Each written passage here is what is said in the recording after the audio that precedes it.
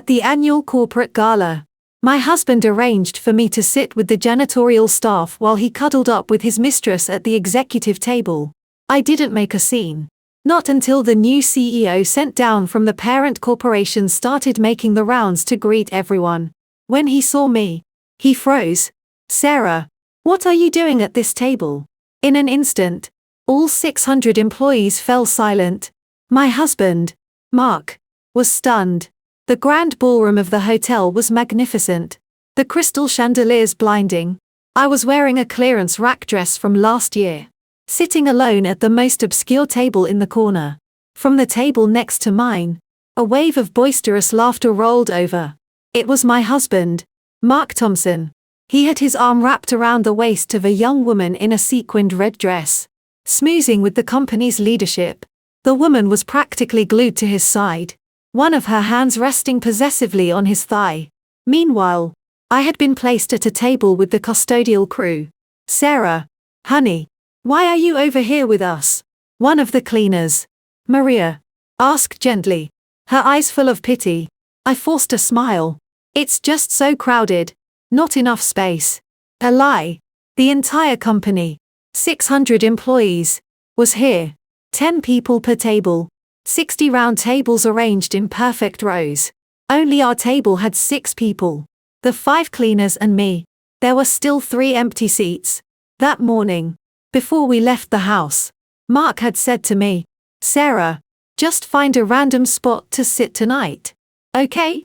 I'll be busy networking with the executives, so I can't look after you." I had believed him. But now, watching him place a piece of steak on that woman's plate, whispering in her ear until she giggled so hard her chest threatened to spill from her low-cut dress, I knew I'd been a fool. "That's the new intern, Jessica Lynn."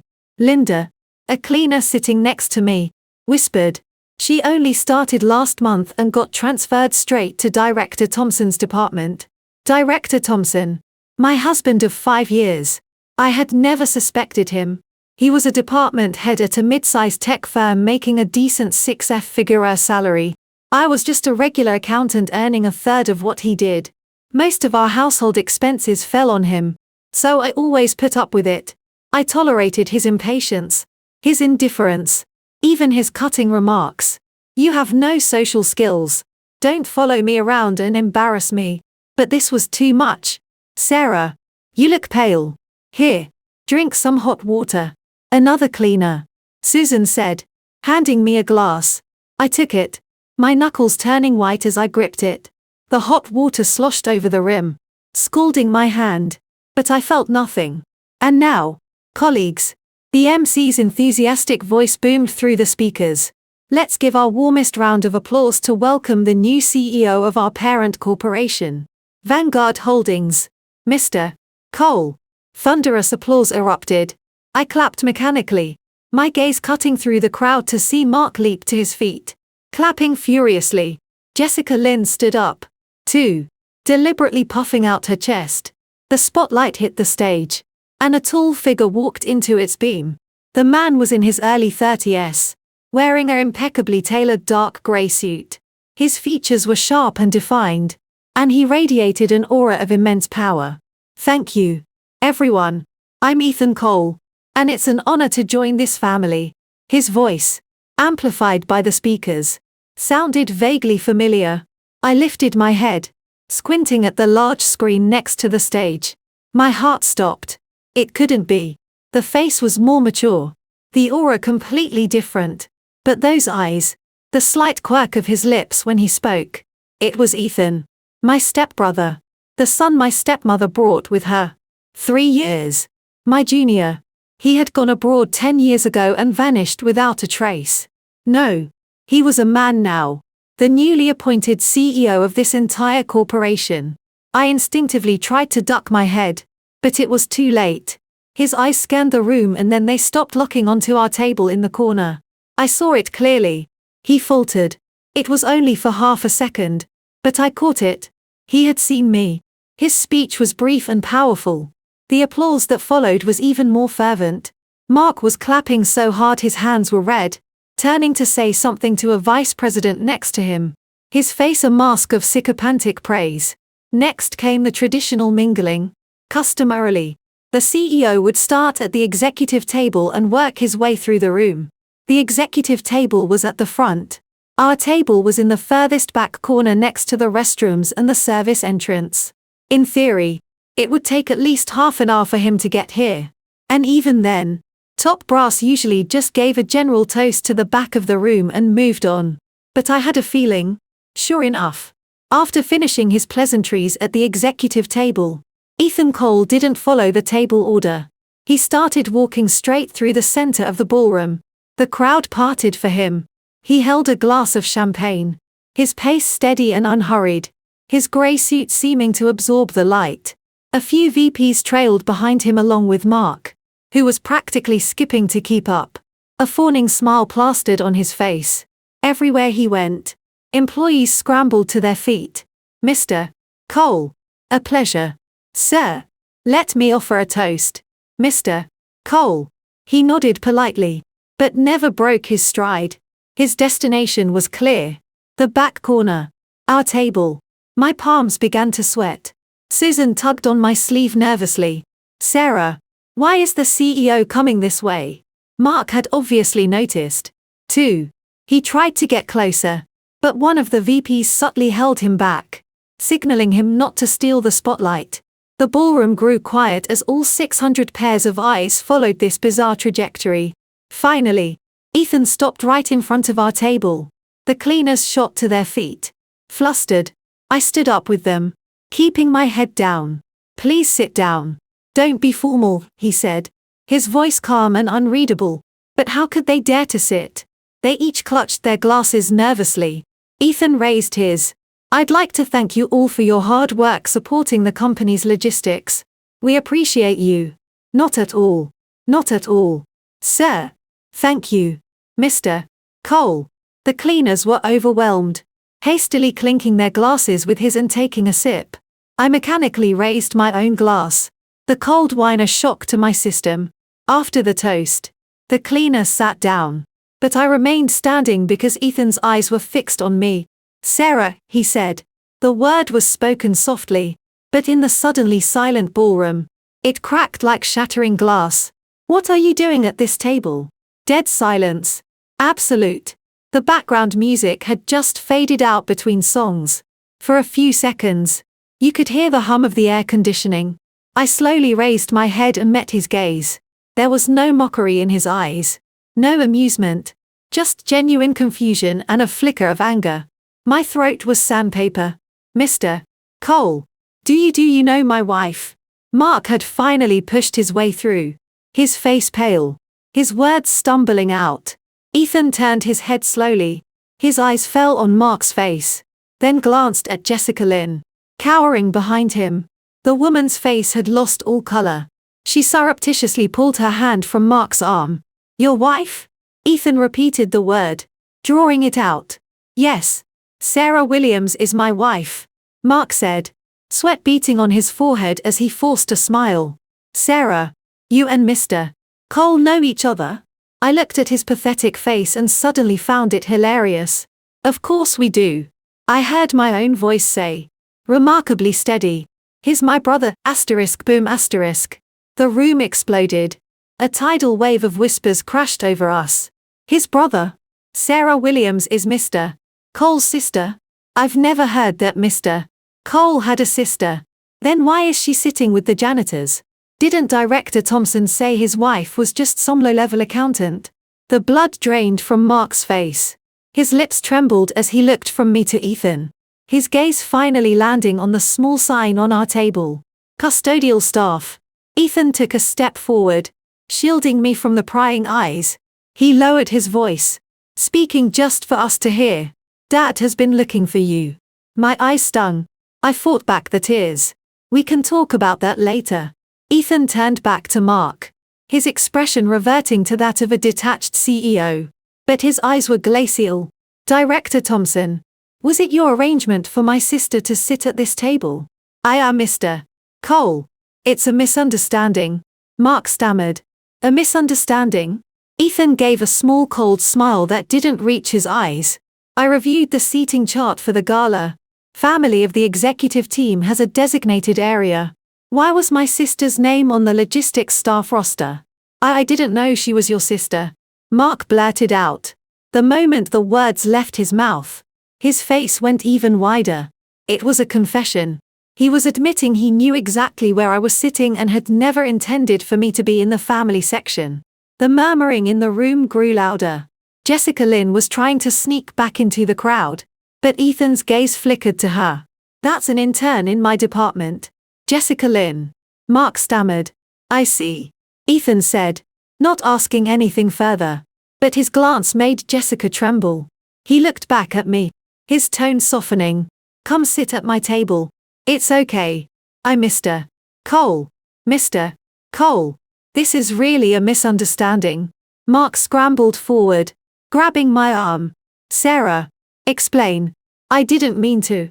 I just thought you were an introvert and wouldn't like the networking. So I shook his hand off.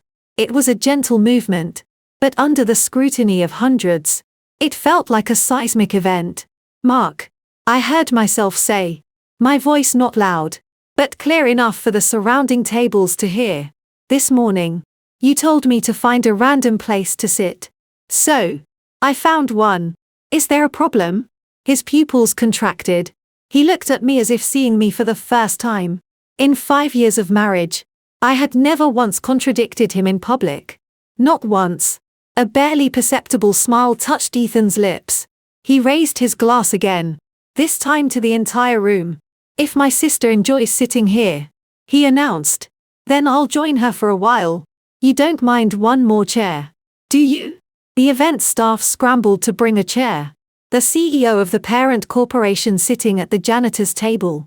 Every eye in the ballroom was glued to our corner.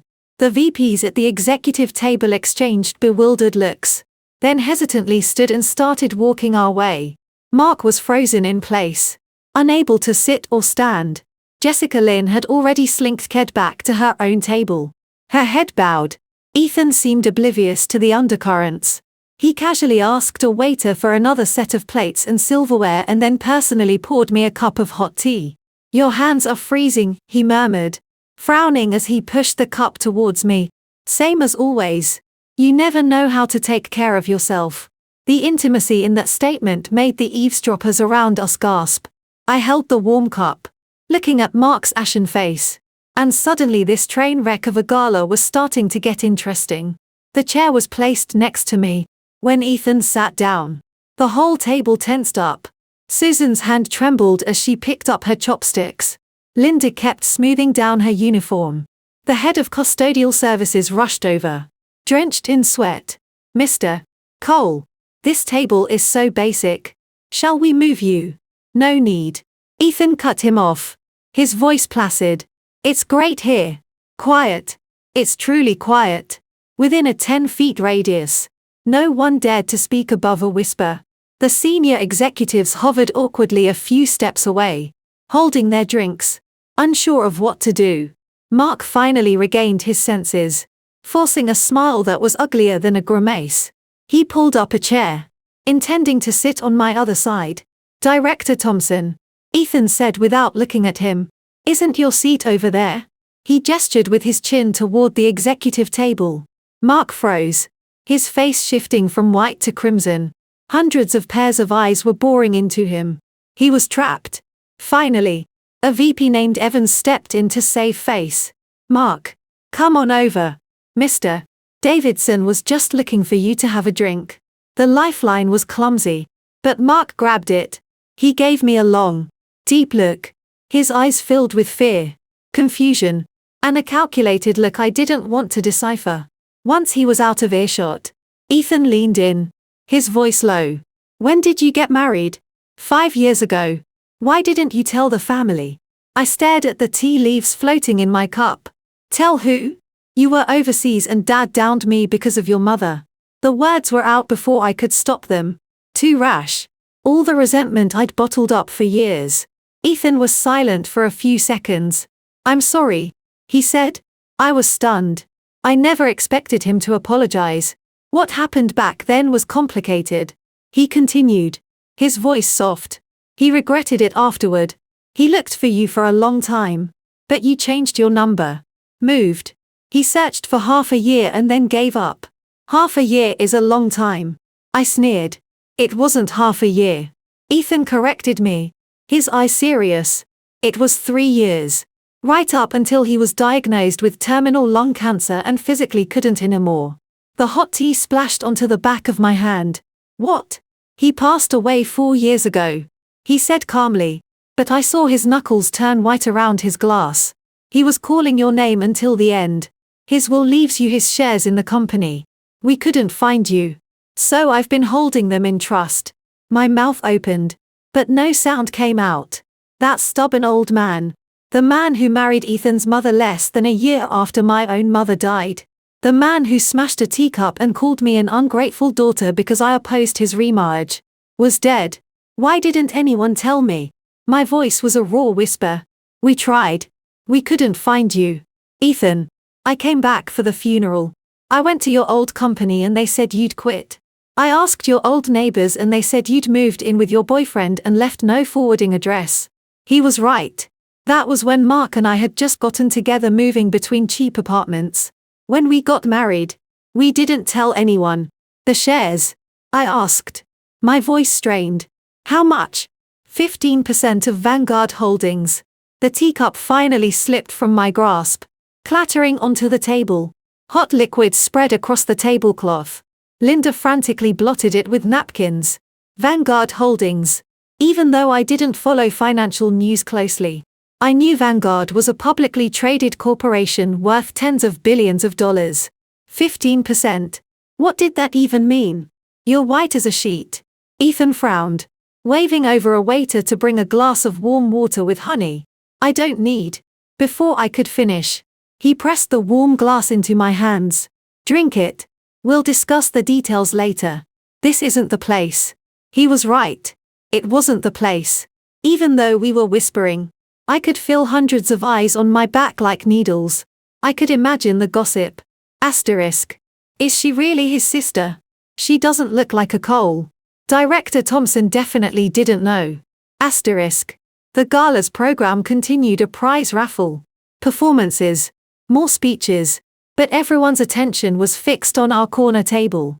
Ethan sat there like a mountain, occasionally making small talk with the cleaners, asking if their work was hard, how the company benefits were. They went from being terrified to gradually relaxing, even daring to serve him food. Mr. Cole, this fish is delicious. You should try some. Thank you. Linda. He actually ate it and even complimented the chef. The scene was surreal. A multi-billion-dollar corporation's CEO sitting at the janitor's table eating food served by a cleaner. At the executive table, Mark kept looking over. I couldn't read his expression, but I could feel his burning gaze. My phone buzzed. A text from Mark. Asterisk Sarah. We need to talk. Meet me in the hallway. Asterisk. I glanced at it and didn't reply. Ethan suddenly spoke. Does he treat you like this often? Humiliating you? I lowered my head, slowly wiping the spilled water with a napkin. This is the first time it's been this public. The implication being that the private humiliations were numerous. I didn't answer directly. Ethan didn't press. But the air around him grew colder. The prize raffle began. Third prize. Second prize. First prize. The winners went on stage beaming. The grand prize was an all-expenses-paid trip for 2 to Europe. The ballroom held its breath as the MC prepared to announce the winner. The winning number is 007. The ticket in my hand was 108. I was about to set it down when Linda gasped beside me. Sarah, you won. I froze, looking down at my ticket. She was right. 0007. Congratulations to our lucky colleague, the MC said enthusiastically. Please come on stage with your ticket to claim your prize. A spotlight swept across the room and landed on me. The entire room fell silent once again. I held the ticket, my fingertips ice cold. What a coincidence. 600 people, dozens of prizes, and the grand prize landed on me. Go on, Sarah. Linda nudged me. I glanced at Ethan. His face was unreadable. I stood up and walked toward the stage through the automatically parting crowd. When the MC saw me, his expression clearly faltered for a second before he plastered on his professional smile. Congratulations. The grand prize is a trip to Europe for two. May I ask who you plan on taking with you? The microphone was in my face. The audience was silent. I saw Mark shoot to his feet, his eyes blazing. He was waiting for me to say, "My husband." I saw Jessica Lynn biting her lip, glaring at me. I saw Ethan leaning back in his chair, watching me from afar with a faint smile. "I haven't decided yet," I said. The MC gave a weak laugh. "Well, then let's invite our CEO, Mr. Cole, to present you with your prize." Ethan walked on stage. An assistant brought a tray with the prize envelope. He took it, but instead of letting her present it, he handed it to me himself. "Enjoy your trip," he said, his voice low enough for only us to hear. "And push a little harder. I'll take care of a few things and then I'll find you." I nodded, took the prize, and walked off the stage. As I passed the executive table, Mark reached out to grab me, but I sidestepped him, back at my seat. Linda was more excited than I was. "Sarah, you're so lucky. Europe and for two people." "Yes, for two." My phone buzzed again. A call from Mark. I declined it. He immediately sent a text. "Sarah, I know I was wrong. Give me a chance. Let's talk when we get home." A second text followed. "I'm your husband. You're my wife. Whatever problems we have, we should solve them ourselves. Don't let outsiders make a spectacle of us." Outsiders. He was calling Ethan an outsider. A third text. Jessica is just an intern. I was looking out for her as her boss." "You misunderstood." I stared at the words and had to laugh. 5 years. I had tolerated this for 5 long years. "Sarah." Linda leaned in close. "I don't know if I should say this, but we work on the executive floor. We see Director Thompson and that Jessica girl together a lot. They are very close. One time after hours, I saw them in his office. The door was closed. Lights on. They were in there for a long time." My fingers clenched, my nails digging into my palms. "Since when?" "About a month ago. Not before that." Linda sighed. "I wasn't going to say anything, but seeing you tonight." "Sarah, a woman has to look out for herself." "Thank you," I said, my voice on stage. The gala was wrapping up. The final part was the closing speech from leadership. It should have been Ethan, but he waved it off, letting a VP do it. "I'm tired. Feeling a bit lazy," he said to one of the executives, his voice just loud enough for those nearby to hear. Then he turned to me. "Sarah, I'll have my driver take you home." "No need. Let's go together." He stood up, the motion completely natural. "I have some things to discuss with you anyway." Every eye in the room swiveled back to us. Mark couldn't stay seated any longer. He strode over. "Mr. Cole, Sarah is my wife. I can take her home. It's on my way." Ethan's voice was flat. "I live in Crestwood Hills. You live near there." Mark's face stiffened. Crestwood Hills was an exclusive multi-million-dollar gated community. We lived in an old working-class neighborhood across town. It wasn't on the way at all. "Then I'd appreciate the ride, Mr. Cole," I said, cutting Mark off before he could speak. I grabbed my purse and stood up. "Sarah." Mark grabbed my wrist, his grip surprisingly strong. Ethan's gaze dropped to Mark's hand. His voice turned to ice. "Director Thompson, remember where you are." The pressure in his stare made Mark instinctively let go. "Wait for me at home," he hissed. I gave him one last look, then turned and followed Ethan out, leaving a wake of stunned silence. I didn't have to look back to imagine their faces. Outside the ballroom, the cold air hit me and I realized I was shaking. Ethan took off his suit jacket and draped it over my shoulders. "The driver is at the entrance. My place first. Or shall I take you home?" "Home," I said. "But I want to know about the shares first." "All right." A sleek black sedan pulled up silently. Ethan opened the rear door for me, his hand hovering protectively over the top of the door frame. It was a habit I remembered from 10 years ago. Before getting in, I glanced back at the hotel's revolving doors. Mark was standing there, watching me through the glass. The light behind him obscured his expression. But I knew that something that had started tonight was now irrevocably over. The car door closed, shutting out the world. Crestwood Hills, Ethan told the driver, then pressed a button. A privacy partition glided up between the front and back seats. In the enclosed space, it was just the two of us. We can talk now, he said, turning to me. About the 15%. About Dad's will. He paused.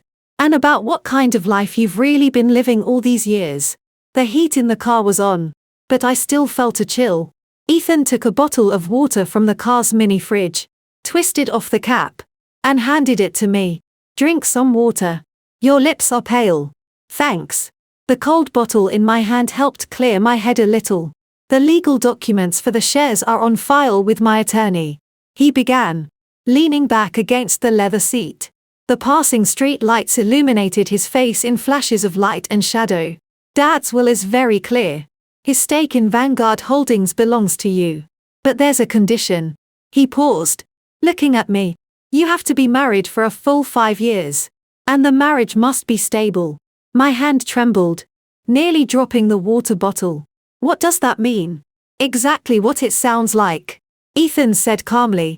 Dad was afraid you'd choose the wrong person. So he put that stipulation in. If you divorce within 5 years, the shares automatically go into a trust. And you can't touch them until you're 40. Same thing if you're widowed. My throat felt dry. And if I make it to 5 years? What's today's date? He asked. March 13th. And your anniversary? April. She joined. Ethan did a quick mental calculation. So, another 40 days. In 40 days. As long as you're not divorced, the shares will be released from the trust. At that point, you will be the third largest shareholder in Vanguard Holdings with a seat on the board of directors. I stared at him, my mind reeling.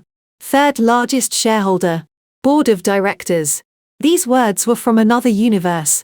I was a junior accountant making $50,000 a year, worrying about mortgage payments and the rising price of groceries. I know you need time to process this, Ethan said gently. But first, I need to know. Does Mark know about any of this? No. I shook my head, my voice catching. I never told him about my family. He thinks my parents are both gone. That I'm an orphan. Good. A cold light flashed in Ethan's eyes. Then for the next 40 days. You say nothing. But listen to me. He leaned forward, looking directly into my eyes. Tonight's gala was an accident. But it's also an opportunity. Mark humiliated you in front of everyone. Now he'll do everything he can to win you back because I'm your brother. Because he wants to suck up to me. He was absolutely right. That was exactly what Mark would do. What you need to do, Ethan continued, is play along. Let him think you've softened, that you've forgiven him. Let him believe that by placating you, he can get to me. Why? I didn't understand. Because I want to see how far he'll go, Ethan said, leaning back again, his gaze on the blur of city lights outside. And because I need time to investigate a few things. Investigate what? Him. That in turn. And certain financial irregularities at the company. He looked back at me, saw my expression, and added, Don't worry. It's not about you. It's some discrepancies we found during a routine audit. They just happened to be in his department. The car entered the quiet, tree-lined streets of Crestwood Hills. It pulled up in front of a modern 3-story standalone house. Ethan got out and walked around to open my door. Come in for a minute. There are some documents you need to see.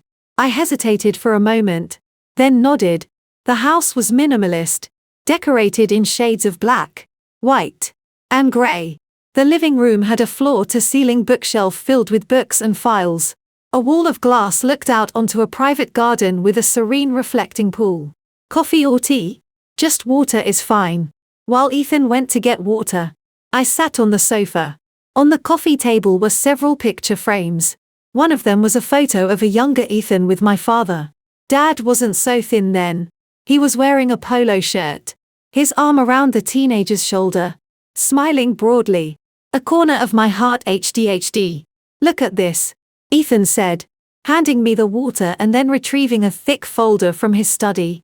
Inside was a stack of papers. The top one, a notarized legal certificate in black and white. There it was. Dad's signature and my name * Sarah Williams to inherit a 15% stake in the public corporation Vanguard Holdings. * I skipped the legal jargon and flipped to the last page. The date was from 4 years ago. 1 month before Dad died. Was he in a lot of pain when he passed? The morphine helped, Ethan said, sitting across from me. In his last days. He kept talking about when you were a little girl. Said, you were headstrong. Just like your mother. Tears fell without warning, blurring the ink on the page. Ethan wordlessly handed me a tissue. Did he hate me? I asked, my voice cracking. He hated himself. Ethan paused. There were reasons for his remarriage. But you were both so stubborn. Neither of you would back down. Reasons. There was that word again. What reason could justify him remarrying less than a year after my mother died? Justify him throwing his own daughter out for his new wife? At the time, the company was facing a hostile takeover. The other party threatened to use you against him. Ethan's voice was very soft. Dad threw you out to force you away from that environment. To protect you. He had secretly hired people to watch over me, but didn't dare contact me. Afraid his enemies would discover his weakness. I was speechless. And your mother? She knew. She played her part. She let you hate her. Hate Dad. So you would leave that house for good. Ethan gave a bitter smile. I only found out much later. My mother felt guilty about it for years. She always felt she had destroyed your family. My mind was blank. 10 years. I had carried this hatred for 10 years. Hatred for my heartless father. For the home-wrecking stepmother. For the stepbrother who had ruined my family. And now you're telling me it was all an act. Why tell me now? Because the danger is gone. Ethan looked me in the eye. The firm that tried the takeover went bankrupt 3 years ago. The man behind it is in prison. Dad was going to bring you home immediately. But that's when he found out about the cancer. It was too late. He wanted to find you after his surgery. But the surgery wasn't successful. I covered my face. My shoulders shaking. 10 years of misunderstanding. 10 years of loneliness. I had rushed into a marriage with Mark Thompson just to spite my family and lived a life of quiet endurance. I thought I was the one who had been thrown away. I'm sorry. Ethan reached out, hesitated, and then gently patted my back. I only found his journals 6 months ago when I was clearing out his things. That's when I learned the whole truth. I've been looking for you. But Dad had your records scrubbed back then to protect you. It was hard to find anything until last month. I received an anonymous email. It said you were working at Apex Innovations and were married to a Mark Thompson. An anonymous email. I looked up. Who sent it? I don't know. The IP address was foreign. Heavily encrypted. Ethan frowned. That's what worries me. Whoever it is knows your situation and they know my movements. The timing of the email. Right as I took over as CEO and started auditing the subsidiaries is too perfect. A chill ran down my spine. You think someone wants to use me or use me to get to you? Ethan put the documents away. Which is why for the next 40 days, you have to be extremely careful. On the surface, you and Mark make up. You can even act more dependent on him than before. Secretly, you watch his every move. Who he meets with. Any unusual financial transactions. You want me to be a spy? I want you to protect yourself. He corrected. And gather concrete evidence of his affair. In 40 days. Whether the shares are released or not. You need to be prepared to file for divorce. Divorce. The word felt foreign on my tongue. What if I don't want a divorce? Ethan looked at me quietly. His expression complicated. Sarah, do you love him? My mouth opened. But I couldn't answer. 5 years ago. Maybe I did. He pursued me relentlessly back then. Bringing me breakfast every day. Showing up with an umbrella when it rained. Waiting outside my office until late at night when I worked overtime. He said he didn't care about my family background. That he didn't care that I had nothing. He said he would give me a home. And I believed him. But after we got married, everything changed. He got promoted. His income doubled. And the way he looked at me slowly filled with disdain. He criticized my clothes for being cheap. My social skills for being embarrassing. He complained that my meager salary was pointless and I'd be better off as a stay-at-home wife. I endured it because besides him, I truly had no other family. See? Ethan sighed. You can't even lie to yourself. He's not worth it. I'll have the lawyer start the preparations for the shares. In 40 days. You'll be the third largest shareholder of Vanguard. You'll be the person countless people want to curry favor with. The choice will be in your hands then. My phone buzzed. It was Mark. Answer it. Ethan gestured. Put it on speaker. I took a deep breath and picked up. Hello. Sarah. Where are you? Mark's voice was frantic. I could hear wind in the background. He was outside at a friend's house. Which friend? I'll come pick you up. No need. I'll get home on my own. Sarah. I was wrong tonight. I was a total jerk. His voice was pleading. But you shouldn't have lied to me either. You're Mr. Cole's sister. How could you hide something that huge from me? Are we even husband and wife? There it was. The real issue. I didn't intend to hide it. I said, keeping my voice as calm as possible. I haven't spoken to my family in years. Ethan is my stepbrother. We're not related by blood. I didn't know he was back in the country. And I certainly didn't know he was coming to our company. Half-truths. The most believable kind. Sure enough. Mark's tone softened. Oh. I see. Well. Did Mr. Cole say anything about, the family shares? I heard the Cole family stake in Vanguard is worth a fortune. Ethan shook his head at me. He didn't mention it. I said. We haven't seen each other in years. We're practically strangers. Tonight was just catching up. But it's still an opportunity. Mark's voice grew excited again. Sarah. See if you can put in a good word for me with Mr. Cole. The new project our company is bidding on. Let's not talk about this over the phone. Why don't you go home first? We can talk properly. I'll be home later. What time? I'll wait up for you. Don't wait up. Go to sleep. No. I'll wait. He insisted. No matter how late. Honey. I know I messed up. I really do.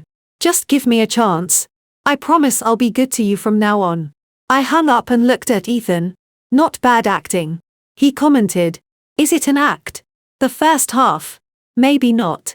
The second half. Ethan gave a cold laugh. When you get home, he'll be a crying, begging mess. He'll get on his knees. Swear to cut ties with the intern. Then, for the next 40 days, he'll treat you like a queen until those shares are released. And what happens after they're released and he finds out I have no intention of helping him? Then he'll turn on you. He'll use every dirty trick in the book to get a piece of your assets. Ethan's eyes were hard. Which is why in these 40 days, you need to gather evidence. Evidence of the affair of him hiding assets. Anything that will let you leave him with nothing in the divorce. I don't have that kind of money. You do? Ethan cut me off. Dad also left you cash and real estate in the trust. It will all be released with the shares. It's better you don't know the exact amount for now. Less chance of you slipping up. He glanced at his watch. It's getting late. I'll have the driver take you home. Remember, play your part well. Call me anytime if anything happens. As I stood up to leave, he suddenly asked, by the way, where are you two living now? An old apartment complex in the East End. Parkview Apartments. Parkview. Ethan frowned. I think the management company for that building is one of our subsidiaries. I'll have someone look into it tomorrow. Look into what? To see if Mark Thompson has been using your name for anything. He walked me to the door. Standing there, he paused. Sarah, the one thing in this world you can never test is human nature. Especially when it's faced with a colossal fortune. As the car pulled away from the house, I saw Ethan in the rear view mirror, still standing in the doorway, his shadow long under the street lights. My phone buzzed again. A text from Mark. It was a picture. On our dining table were a few dishes and a bouquet of red roses. Honey, I made your favorite. Sweet and sour pork ribs. Waiting for you. Asterisk. I stared at the roses. The last time he gave me flowers was the day he proposed. 5 years ago. I realized then that some things had been rotting for a long time. I had just been pretending not to smell it. Driver. I said. Take it slow. I'd like to get home a little later. Yes. Miss Williams. The car moved slowly along the highway. Outside, the city lights blazed. Under every light, there was a story. Tonight, mine had just turned a new page. And the husband waiting at home to put on a show for me would probably never know that the audience was already in place. And the curtain had just gone up. The 40-day countdown to the end of my marriage had begun. The motion sensor light in our building's hallway was broken. I fumbled my way up to the 5th floor in the dark. Just as I put the key in the lock, the door swung open from the inside. Mark was standing there wearing the sweatpants I bought him last year. A spatula still in his hand. His hair was messy. His eyes deliberately crafted to look tired and remorseful. Honey, you're home. He stepped aside. Dinner's still warm. Let me get you a plate. On the dining table were indeed 3 dishes and a soup. Sweet and sour pork ribs. Stir-fried broccoli. And scrambled eggs with tomatoes along with an egg drop soup. All dishes I used to make. The red roses were in a vase and next to it was a small gift box. Eat first, he said, pulling out a chair for me and filling a bowl with rice. I picked up my chopsticks and took a bite of the ribs. They tasted fine. But he clearly hadn't made them. The corner of a takeout bag was sticking out of the kitchen trash can. Is it good? He watched me nervously. I nodded and kept eating. He let out a sigh of relief and sat down across from me. Not eating. Just watching. Sarah, about tonight. I want to sincerely apologize, he said. His voice low. I shouldn't have put you at that table. I shouldn't have embarrassed you. And I especially shouldn't have been so close to Jessica. Just close. I looked up at him. His face shifted. And he immediately adopted a pained expression. She was the one clinging to me. It was a moment of weakness. But I swear nothing happened between us. I just felt sorry for her. A fresh graduate. And wanted to help her out a bit. Help her out by holding her waist at the executive table. That was she was helping me stand. I was a little unsteady. Mark grew agitated. Sarah, you have to believe me. We've been married for 5 years. Don't you know what kind of man I am? Yes, I did. I knew that while he was pursuing me, he was also flirting with the company receptionist. I knew that after his promotion, he loved taking female subordinates to work overtime alone. I knew he changed his phone password constantly and took it into the shower with him. I just pretended not to know. Forget it, I said, putting down my chopsticks. It's in the past. His eyes lit up. You've forgiven me. I need some time, I said, looking down. Mark, I've been so tired these last 5 years. You're always telling me I'm not good enough. Not pretty enough. Not sociable enough. That I don't earn enough. I've tried so hard, but it seems I can never meet your standards. It's my fault. I'm a bastard. He suddenly dropped to his knees, grabbing my hand. Honey, I'll change. I promise I'll change. Look, I cleaned the house today. I cooked. From now on, I'll do all the housework. Just please don't leave me. His grip was painful. I looked at this face. So familiar yet so strange. And remembered what Ethan had said. Asterisk. He'll be a crying, begging mess. He'll get on his knees. Asterisk. Spot on. Get up first. I pulled my hand away. Not until you forgive me. Mark. My voice turned cold. You look pathetic. He was taken aback. Probably not expecting me to speak to him like that.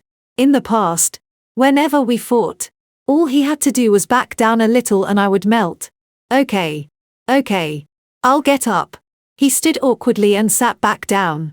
So, about Mr. Cole. How did your talk go? Finally.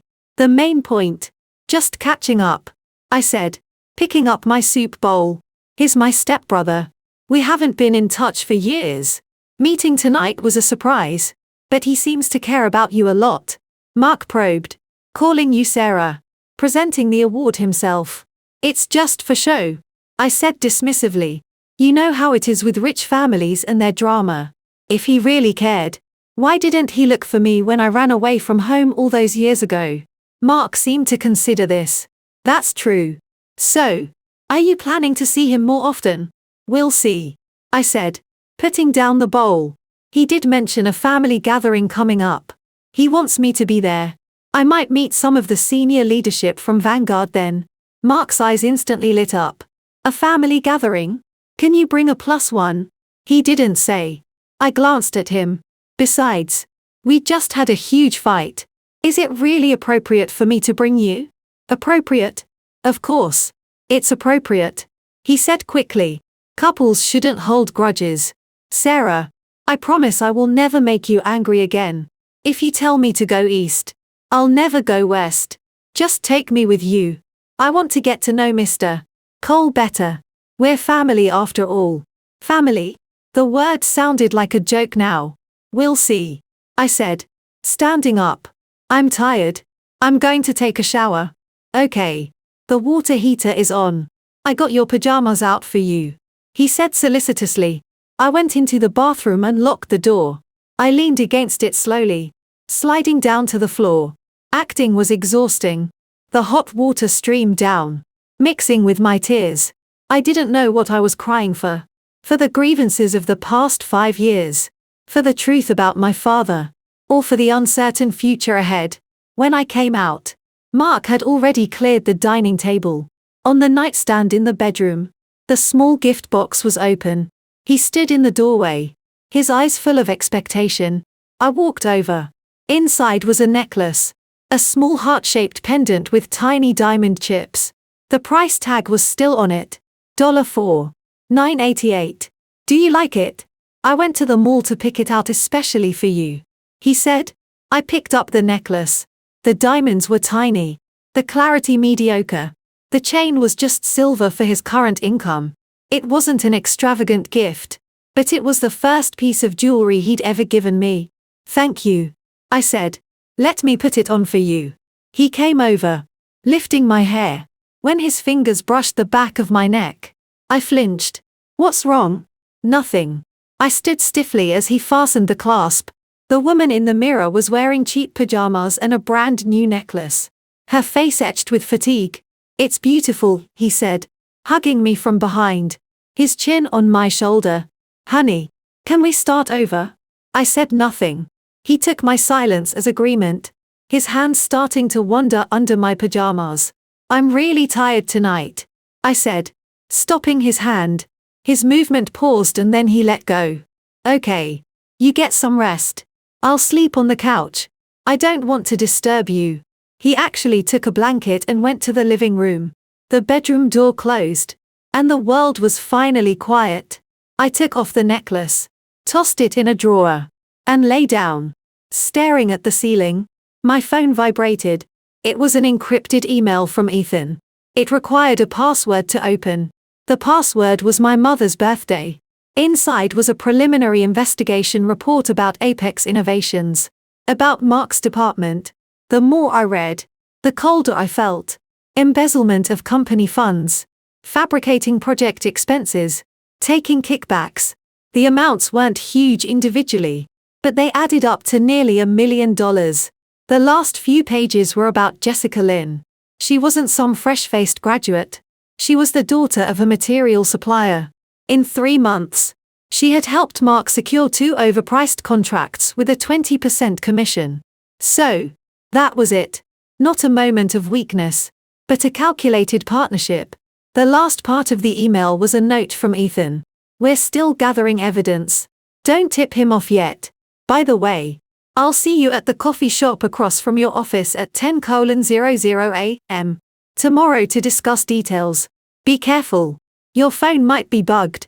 Asterisk. I deleted the email and cleared my history. At 1:00 a.m. I heard a faint noise from the living room. Pretending to be asleep, I heard Mark tiptoe in. He stood by my bed for a long time, then picked up my phone from the nightstand. He tried to unlock it, but I had changed the password long ago. He muttered a curse, put the phone back, and went out. His footsteps faded toward the study. I opened my eyes, staring into the darkness. What was he looking for? My chat history with Ethan or something else? At 6:00 a.m. I woke up and made breakfast as usual. Mark came out of the study, his eyes bloodshot. He'd clearly been up all night. Honey, why are you up so early? Let me do it. It's fine. The eggs are almost done. Don't you have a morning meeting? I called in sick, he said, coming up behind me, trying to hug me again. I want to spend more time with you. Is there nothing going on at work?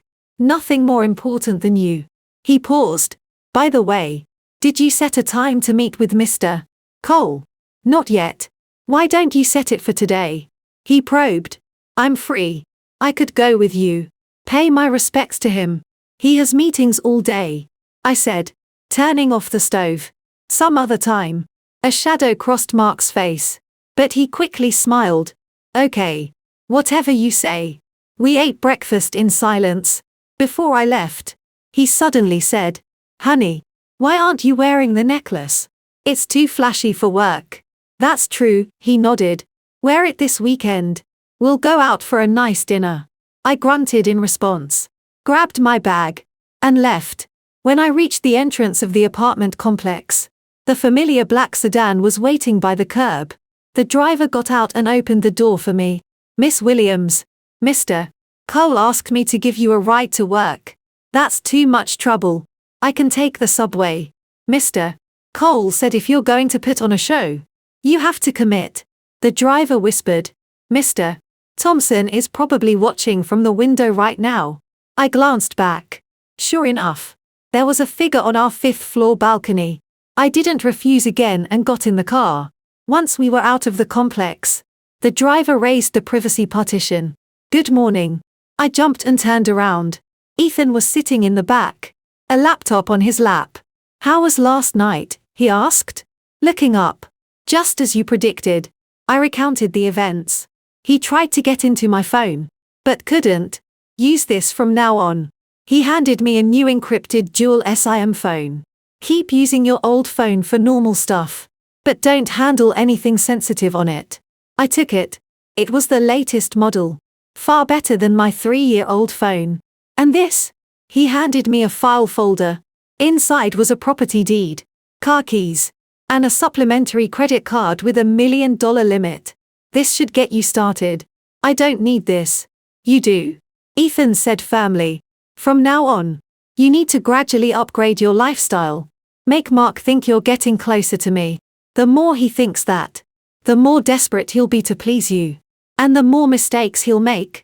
I opened the folder. It was the deed to a condo downtown in my name and the keys to a Mercedes. Where did this all come from? Part of the assets Dad left you. Ethan said, closing his laptop. The condo is fully furnished. The car is in the parking garage under your office building. License plate 568. The credit card is linked to my primary account. Spend whatever you want. Ethan, this is too much. Sarah. He cut me off. You deserve it. Dad owed it to you. I want to make it up to you. I looked out the window at the passing skyscrapers. I'd lived in this city for 10 years, but had never truly owned anything. Also, Ethan continued, I've arranged for a lawyer, Rebecca Shaw. She'll contact you this afternoon to go over a preliminary divorce strategy and asset planning for after the shares are released. Isn't it too soon? 40 days will pass in a flash, he said, looking at me. On Mark's side, we found out that he and Jessica have a house in the suburbs. It's in her name, but he made the down payment, and his mother's bank account recently received a $300,000 deposit from an untraceable source, which we've now traced back to one of Apex's suppliers. I clutched the folder, my knuckles white. Is that enough evidence? Enough to sue, but not enough to leave him with nothing. Ethan's voice was calm. That's why we still need time. This afternoon, the lawyer will teach you how to maximize your leverage in a divorce settlement. The car stopped a block away from my office. I'll drop you here, Ethan said. Remember, after work today, go to the mall, buy some nice clothes, use the card, let him see the receipts. He'll check my receipts. He absolutely will. Ethan smiled. A smile without warmth. A man desperate to climb the social ladder. How could he not monitor his wife's every move? Before I got out, he added one last thing. Sarah, you're stronger than I thought. If Dad could see you, he'd be very proud. I stood on the sidewalk and watched the car disappear into traffic, clutching the new phone in the folder. It felt like holding the key to a new world. When I walked into my office building, the receptionist's attitude was completely different. Sarah, good morning. Congratulations on winning the grand prize last night. You're so lucky. Thanks. I smiled back. In the elevator, a few colleagues whispered among themselves, sneaking glances at me. The news from the gala had spread like wildfire. When I got to the finance department, my manager actually came out to greet me. Sarah, come into my office for a moment. In his office, he was friendlier than ever before. Sarah, I heard all about what happened last night. You know, you've been working diligently here for 5 years. I think it's time we gave you more responsibility. Starting next month, you're promoted to team lead. A 50% raise. What do you think? Thank you, Mr. Davis. But I don't know if I'm qualified. Nonsense. Don't be so modest, he said, patting my shoulder. With your connection to Mr. Cole, just put in a good word for the company now and then. In fact, I'd like to treat you and Director Thompson to dinner tonight. My treat. I have plans tonight. I'm sorry. Tomorrow then. Anytime. Leaving his office, I sat down at my desk. My desk mate, a chatty guy named Ben, Sid, led over. Sarah, you're amazing. You kept that a secret for so long. I just smiled. I turned on my computer and found dozens of unread emails. Half were congratulating me on the prize. The other half were trying to fish for information about my relationship with Ethan. And then there was one from Jessica Lynn. The subject line was * Sarah. I need to talk to you. I opened it. The message was short. * noon today. The coffee shop across the street. I think you deserve to know the truth about Mark. I stared at the words and slowly smiled. Someone was getting antsy. Fine. A good show needs a supporting cast. At exactly noon, I pushed open the door to the coffee shop. Jessica was already sitting in the most secluded corner. 2 cups of coffee on the table. Today she was dressed demurely in a white blouse and a grey pencil skirt. Her makeup subtle. A stark contrast to the vixen in red from the gala. Sarah. She stood up. Her expression timid. Thank you for coming. What's this about? I said, sitting down across from her. Not touching the coffee. Jessica bit her lower lip. First, I want to apologize. Last night was my fault. I drank too much and acted inappropriately. Director Thompson and I are just colleagues. Please don't misunderstand. Colleagues who sit in each other's laps. Her face went pale. That was he was helping me. I was feeling dizzy. You seem perfectly steady now, I said, looking at her. Miss Lynn, I didn't come here to listen to you make up stories. If this is all you have to say, I'm leaving. Wait, she said, stopping me. She pulled an envelope out of her purse and pushed it across the table. Look at this. I opened it and pulled out the photos inside. My pupils contracted. The pictures were of Mark and Jessica in a hotel room. The curtains were drawn. The lighting dim. They were in a state of undress. Jessica sitting on Mark's lap in a suggestive pose. There were other photos of them kissing passionately. The timestamp was from the 15th of last month. That day, Mark had told me he was working late and didn't come home. What is the meaning of this? I asked, putting the photos down. My voice unnaturally calm. I didn't take these, Jessica said, her eyes welling up. It was one of Director Thompson's rivals. They're using these photos to blackmail me, forcing me to forge account books for them. If I don't, they'll release the pictures. Then why didn't you go to the police? If I go to the police, the photos will still get out, she whispered, her voice breaking into a sober. Sarah, I know I've wronged you, but I'm a victim, too. Director Thompson, he forced me. He said if I didn't do what he wanted, he would ruin my career in this industry. What a masterful performance of twisting the truth. If I hadn't seen the documents Ethan gave me last night, I might have even believed her. So, you're showing me this because you want my sympathy. I want to partner with you.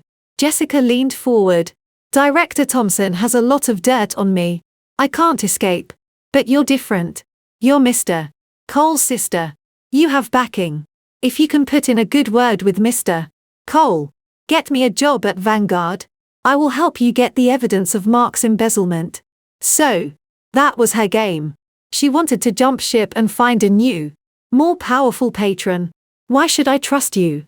Because you need evidence for your divorce. Don't you? Jessica said. Mark is very careful. His books are clean. But I know where he keeps the real ledgers. If you agree to help me, I'll tell you where they are right now. I looked at her for a long time. And then I laughed. Miss Lynn, your father is the owner of Nova Materials, isn't he? Her expression changed. You didn't join Apex Innovations by chance. You were sent there. The 2 contracts you helped Mark sign with the 20% commission. Most of that money went into your father's company account. And you two split the rest. I said slowly. And these photos. I'm guessing you had them taken yourself as an insurance policy. How? How do you know all this? She stammered. I also know that your father's company is on the verge of bankruptcy and desperately needs a major contract from Vanguard to stay afloat. I leaned back in my chair. So, when you saw the connection between me and Ethan Cole last night, you got an idea. You wanted to use me to get to him and save your family's company. The blood drained from her face. Unfortunately, you miscalculated on 2 points. I held up a finger. First, I don't help people who destroy my family. Second, Vanguard has zero tolerance for employees who betray the company's interests for personal gain. Her lips trembled. She couldn't speak. I stood up and took the photos. I'll keep these. A gift from you. As for our partnership, Miss Lynn, I suggest you turn yourself in. You might get a lighter sentence. Aren't you afraid I'll release these photos? She finally snarled, her true colors showing, her eyes venomous. You'll be the one who's humiliated. Go ahead. I smiled. It will just strengthen my case for Mark's adultery. As for my reputation, do you really think a woman about to inherit a multi-billion-dollar fortune cares about a little gossip? She collapsed back into her chair, utterly defeated, walking out of the coffee shop. The sunlight was blinding. I stood on the sidewalk and took a deep breath. My new phone vibrated. A text from Ethan. How did it go? Asterisk. She wanted to trade evidence of Mark's crimes for a contract from Vanguard. I got the photos. But she claims to have more dirt. Asterisk. I sent back in an encrypted message. Asterisk. Well done. Asterisk. Ethan replied instantly. The lawyer will be at your office building at 3:00 p.m. Bring the photos. Also, Mark just applied for $500,000 in project funds. The reason entertaining senior leadership from Vanguard. I approved it. Asterisk asterisk. You approved it. Asterisk. Asterisk. You have to use bait to catch a fish. Let's see how he spends this $500,000. I put my phone away and looked up at my office building. The 12th floor. Mark's office was up there. He was probably daydreaming right now, thinking he had latched onto the mothership of Vanguard and was about to take off, never realizing the hull of his little boat had already been breached. The afternoon was business as usual, but I could feel the change in the air. Colleagues who used to ignore me now greeted me warmly. My manager even called me in to say there was an opportunity for a 2 training program at Vanguard's headquarters in their finance department. Sarah, this is a rare chance. I pulled a lot of strings to get this for you. He beamed. Pulled strings for me. More like for my connection to Ethan Cole. Thank you, Mr. Davis. I'll think about it. What's there to think about? It's settled, he declared. You can leave early today to prepare. Oh. And the company is assigning you a car to make the commute to Vanguard easier. Here are the keys. Another car key. This time for an Audi. That's not necessary, Mr. Davis. I have a car. You should take it anyway. It's a gesture from the company. I had no choice but to accept. Walking out of his office, I now had 3 sets of car keys. The Mercedes from Ethan, the Audi from my company, and the keys to the 5-year-old Honda that Mark drove. At 300 p.m. sharp, I went downstairs. A black car was parked by the curb. The window rolled down to reveal a middle-aged woman in a sharp suit and gold-rimmed glasses. Miss Williams. I'm Rebecca Shaw. Mr. Cole's attorney. In the car. Rebecca handed me a thick binder. Miss Williams. This is a draft of the divorce agreement and a proposed asset division plan based on your situation. I opened it. The legal terms were dense. Under state law. Rebecca explained professionally. Marital property includes all income, bonuses, investment returns, and real estate acquired after the marriage. We've investigated the assets under Mark Thompson's name, including the marital home currently valued at about $3 million with a $1.5 million mortgage remaining. A Honda valued at $10,000, approximately $800,000 in bank deposits and $1.2 million in investment products. He also has stock options from Apex Innovations valued at around $2 million. That much? I frowned. Mark's annual salary was $150,000. Even if he didn't spend a dime, he couldn't have saved that much in 5 years. Which is why we suspect he has other undisclosed sources of income. Rebecca said, adjusting her glasses. Furthermore, our investigation found that his mother purchased a $4 million house 2 years ago with cash from an unknown source. My heart sank. As for you, Rebecca turned the page. Currently, you only have a small savings account and some furniture and appliances. However, in 40 days, you will inherit 15% of Vanguard. According to the law, this is considered premarital or separate property and is not subject to division. He has no claim to it, but he doesn't know that. Correct? Which is why he will likely demand an exorbitant settlement when the time comes. Rebecca said gravely. Miss Williams, my advice is this. Before the shares are released, gather as much evidence as possible of his serious fault. Adultery, dissipation of assets, domestic abuse. This will allow you to demand he receive little to no marital property. And you could even sue for emotional distress. Domestic abuse. He's never been violent. Emotional abuse is still abuse. Rebecca said, looking at me. Constant belittling, humiliation, neglect. That all falls under emotional and psychological abuse. We have professional therapists who can provide an evaluation and a report for the court. I gripped the edge of the binder. What do I need to do? First, continue gathering evidence of his affair. The photos you got today are good, but we need more direct proof, like hotel records or intimate text messages. Second, watch for any signs of him trying to hide or transfer assets. Large cash withdrawals, frequent transfers, luxury purchases. Third, protect yourself. Rebecca's tone became emphatic. When a man realizes he's about to lose everything, he can become unpredictable. Mr. Cole has arranged for a security detail to discreetly watch over you. Security? I was stunned. Starting today, someone will be following you discreetly. And here, Rebecca handed me a small brooch. This is a panic button.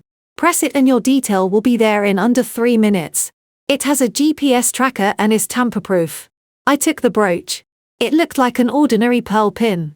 My mind was a jumble of emotions. Finally, Rebecca closed the binder. Mr. Cole asked me to tell you that no matter what happens, you are not alone. He and the entire legal team of Vanguard are behind you. The car stopped at an intersection. Miss Williams, any other questions? I was silent for a moment, then asked. Miss Shaw, you've handled a lot of divorces, haven't you? I have. How do they usually end? Rebecca paused. Some are ugly, drawn-out battles. Some end amicably. Some drag on for years, leaving both parties emotionally and financially ruined. But they all have one thing in common. She looked at me, a hint of sympathy in her eyes. The moment it's over, the client always feels a sense of relief because a bad marriage is like a slow-acting poison. Leaving is the only antidote. When I got out of the car, I had the binder, the brooch, and a heavy sense of purpose. On my way back to the office, I made a detour to the underground parking garage. Sure enough, a black Mercedes was parked there. License plate 568. Next to it was a brand new white Audi with an Apex Innovations corporate parking pass on the dash. I walked to the Mercedes and unlocked it with the key. The inside smelled of new leather. The vehicle registration was in the glove compartment. Owner Sarah Williams. My car. The first thing that was completely and truly mine. My phone buzzed. A text from Mark. Honey, what do you want for dinner tonight? I made reservations at the summit to celebrate your promotion. Asterisk. He included a link to the restaurant. Average price per person over $200. He used to say places like that were a pretentious waste of money. Asterisk. Sounds good. Asterisk. I replied asterisk. Great. I'll pick you up after work. Asterisk. At 5:30 p.m. Mark was waiting downstairs. He saw me come out and rushed over solicitously. Honey, you look beautiful today. I look the same as always. No. You look especially beautiful today. He took my bag. Where's my car? We're taking mine. My car is fine. We're taking mine. I repeated, pressing the key fob. The Mercedes's lights flashed. Mark's jaw dropped. This is your car? Ethan gave it to me. He said it would be more convenient. Mark walked a circle around the car. Impressed. A Mercedes S-Class. The top model. This has to be over $100,000. He whistled. Mr. Cole is really generous to you. It's nothing to him. I said, getting into the driver's seat. Get in. The restaurant was indeed high-end with floor-to-ceiling windows overlooking the river. A violinist played in the corner. Mark ordered the most expensive steak on the menu and a bottle of red wine. Honey. A toast. To our new beginning, he raised his glass. I clinked it but didn't drink. Oh. I have good news, he said excitedly. Mr. Cole approved my project budget today. $500,000. He wants our department to handle a system upgrade for a Vanguard subsidiary. This is a huge project. If I do well, I'm a showine for a VP promotion next year. Congratulations, I said, cutting my steak. And he also mentioned that family gathering next month. He said I should come too. He lowered his voice. Honey, you have to put in a good word for me then. If I can get in with Vanguard, we'll be set for life. I will. I smiled. He let out a sigh of relief and began to paint a picture of our future. Once I'm making real money, we'll get a bigger house, a better car. You won't have to work anymore. You can be a lady of leisure. Buy whatever you want. I like working. Okay. Then you can work. He quickly agreed. Anything to make you happy. Halfway through the meal, his phone rang. He glanced at the screen and his expression flickered. Excuse me. It's a work call. He stepped outside. Through the glass, I could see him looking anxious. Whispering into the phone. It had to be Jessica. She hadn't come into the office today. When he returned, his smile was a bit forced. A difficult client. I see. I didn't press. After dinner, he suggested a walk along the river. The night wind was cold. He took off his jacket and put it over my shoulders. Honey. He suddenly stopped and looked at me. If I've done things in the past that hurt you, could you forgive me? That depends on what you did. For example, if I made a mistake. What kind of mistake? I turned to face him. Cheating or stealing? His face tensed. Why would you think that? I was just asking hypothetically. He continued walking. I caught up. Mark, what do you think is the most important thing in a marriage? Trust. Of course. And fidelity. He said, taking my hand. And what if there's no trust left between us? That won't happen. He said, I'll use my actions to prove that I'm serious about spending the rest of my life with you. The lights from across the river were dazzling. A yacht glided by, leaving a shimmering wake. I stared at the lights and said softly, a lifetime is a long time.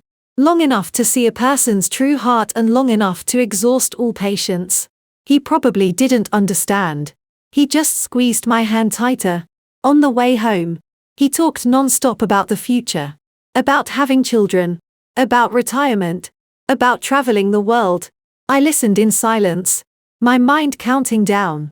39 days asterisk. My phone vibrated. An encrypted text from Ethan. The fish took the bait. He just transferred the $500 to Jessica's father. Understood. I replied. Then deleted the history. Outside the car window, the neon lights flickered. This city had never looked so bright or so alien. But I knew that from this moment on, I couldn't afford a single misstep. Early Saturday morning. The doorbell rang. Mark grumbled as he went to answer it. Who is it this early? His voice trailed off. I put on a robe and came out of the bedroom to see two people in uniform at the door wearing official-looking ID badges. Good morning, sir. We're with the city, the woman said with a polite smile. We've received complaints about unauthorized modifications and noise from this building. We just need to do a routine inspection. Mark frowned. We haven't done any modifications. It's just a standard check. Sir, it won't take long. The man had already stepped inside, his eyes scanning the living room. I noticed his gaze linger on a few spots. The corners of the walls, the ceiling, behind the TV stand. Their movements were too professional for city workers. May I have your names? I asked. I'm Lee and this is my colleague, Miss Chen, the woman said, showing me her ID. It looked real, but something felt off. Mark was getting impatient. If you're going to inspect, just hurry up. We have plans. The two walked around the apartment asking a few random questions. Finally, Mr. Lee stopped at the door to the study. Can we take a look in here? It's just a study. There's nothing to see, Mark said, blocking the doorway. Just a quick look. The atmosphere grew tense. I stepped forward. Mark let them look. It's not like we have anything to hide. Mark glanced at me, then reluctantly moved aside. The study was neat. A computer on the desk. Shelves filled with management and self-help books. Mr. Lee went in, pretending to look at the books, his fingers lightly brushing over a few of them. Miss Chen struck up a conversation with me. Miss Williams, where do you work? I'm in the finance department at Apex Innovations. Oh, that's great. She smiled. I hear your company is working with Vanguard Holdings now. My heart skipped a beat. How would a city worker know that you're well informed? I read it in the business journal. She said smoothly. Vanguard is a huge company. It's great you're partnering with them. By the way, Miss Williams, do you know the CEO of Vanguard? Mr. Cole. He's my brother, I said, cutting her off. My stepbrother.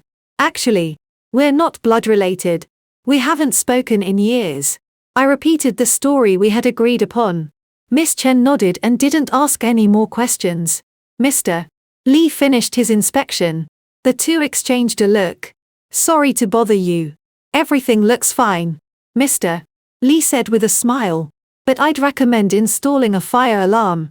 The fire department has been cracking down lately. Okay. Thanks for the tip. After they left, Mark slammed the door. His face grim. That was weird. It was just a city inspection. It's normal. Normal. He sneered. They kept asking about Mr. Cole. Didn't you hear them? That wasn't a city inspection. Someone sent them. He walked to the window and peeked through the blinds.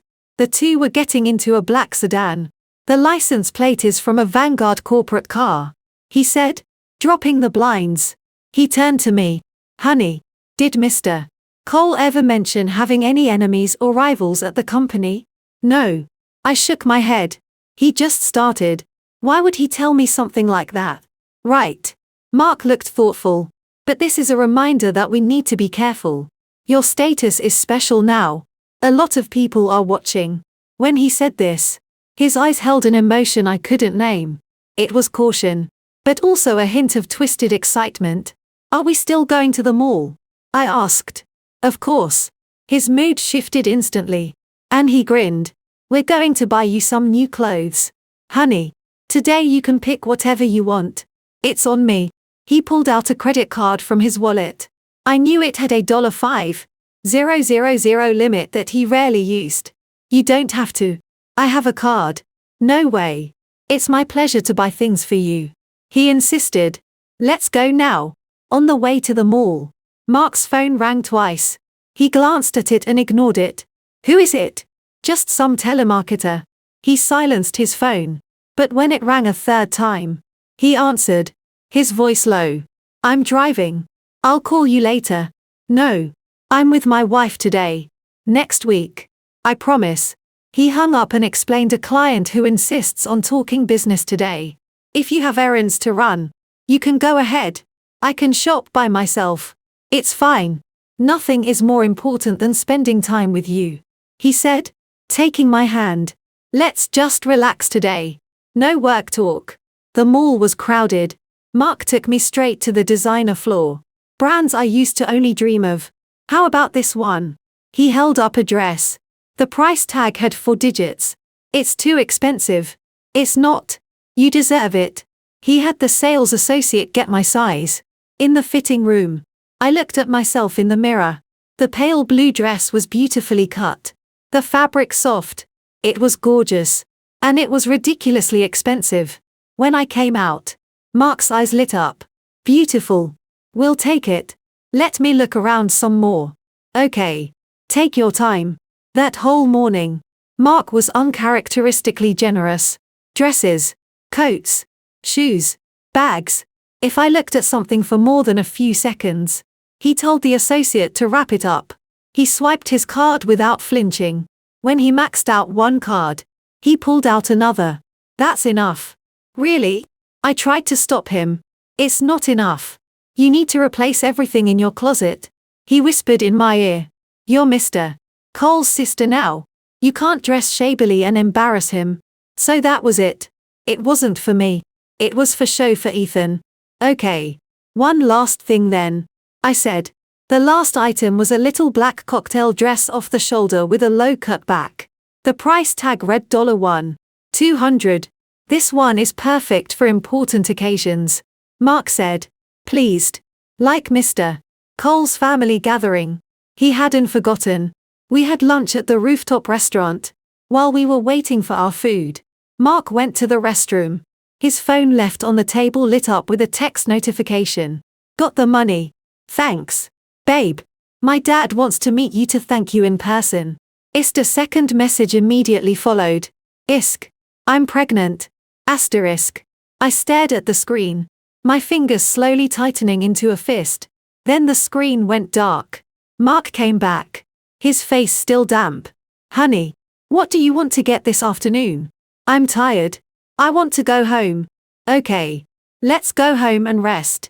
He picked up his phone, unlocked it, and glanced at the screen. His expression froze. He looked up at me. I was sipping my juice, pretending not to have seen anything. Honey, his voice was strained. Something urgent came up at work. I have to go take care of it. He stood up. I'll drop you home first. No need. I'll drive myself. But you said you were tired. I looked up at him. Just go. He hesitated, then nodded. Okay. Drive safe. Text me when you get home. He rushed off, forgetting to even take the leftovers. I sat there and slowly finished my juice. Then I took out the encrypted phone and sent a text to Ethan. Jessica is pregnant. Mark just found out he's on his way to see her now. A few seconds later, a reply came. Understood. Your security detail is following. By the way, we found out who those 2 people this morning were. Private investigators. Private investigators. Hired by who? Keep shopping Another text came from Ethan Go to a jewelry store, use the card I gave you, buy the most expensive thing you can find, everyone sees you I understood he wanted me to be ostentatious, he wanted Mark to know I was spending money enjoying the perks of being the CEO's sister. That would make Mark more desperate and more likely to make a mistake. The jewelry store was on the 1st floor. When I walked in, a sales associate immediately greeted me. Good afternoon. How can I help you? I'm looking for a diamond ring. Right this way. In the glass case. Diamonds sparkled under the lights. My eyes landed on a 3-carat emerald cut diamond ring. The design was simple and elegant. How much is this one? An excellent choice. That is our signature piece. The associate smiled. It's $88,000. I'll take it. The associate froze. Are you sure? Yes. Swipe card. Sign. Take the exquisitely wrapped box. The whole process took less than 10 minutes. As I walked out, I could feel the stares of everyone in the store. Back in my car, I tossed the box onto the passenger seat. I suddenly felt exhausted. It wasn't physical exhaustion. It was as if a part of my heart had been hollowed out and filled with deceit and calculation. My phone rang. It was Mark. Honey, are you home yet? On my way. I finished up at the office. He stammered. I'll be home early to cook for you. Okay. I hung up and watched the scenery fly by. I remembered an afternoon 5 years ago. The weather was just like this. Mark was waiting for me outside my cheap apartment, holding a bouquet of wilted roses. He had said, Sarah, I don't have much now, but I'll work hard to give you a good life. I believed him then. Now he finally had money, but all he wanted was to strip me bare. When I got home, Mark was already there. I could hear him cooking in the kitchen. 2 dishes were already on the table. You're back. He came out wearing an apron, his smile forced. I made your favorites. Thanks. During dinner, he kept sneaking glances at me, hesitant to speak. If you have something to say, just say it, I said, putting down my chopsticks. Honey. He wrung his hands. At the mall. Did you happen to see my phone? See what the text message is? I wasn't paying attention. I said, continuing to eat. I don't know your password anyway. He sighed in relief. Oh. Good. It was nothing. Just work stuff. After a moment of silence, he spoke again. Honey.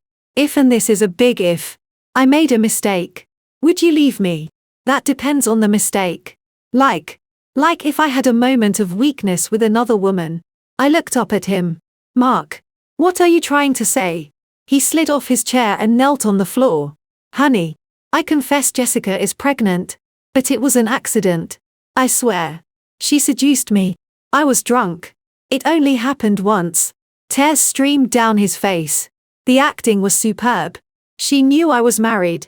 And she's using it to blackmail me. She wants money. A house. If I don't give it to her. She's threatening to expose everything at the company. Honey. I was wrong. I was so wrong. Please help me. Help me fix this. How? Go to Mr. Cole. Ask him to put pressure on Jessica's father. Make her get an abortion. He grabbed my hand. If Mr. Cole says something they won't dare to refuse. Honey. You're the only one who can help me now. I looked at him. The man I had shared a bed with for 5 years. Now kneeling on the floor. Begging me to use my brother's power to clean up his mess with his mistress and their unborn child. It was absurd. Get up first. Not until you agree. Mark.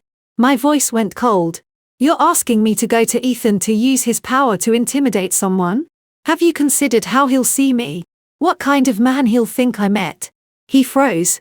Furthermore. I continued. You keep saying Jessica seduced and blackmailed you.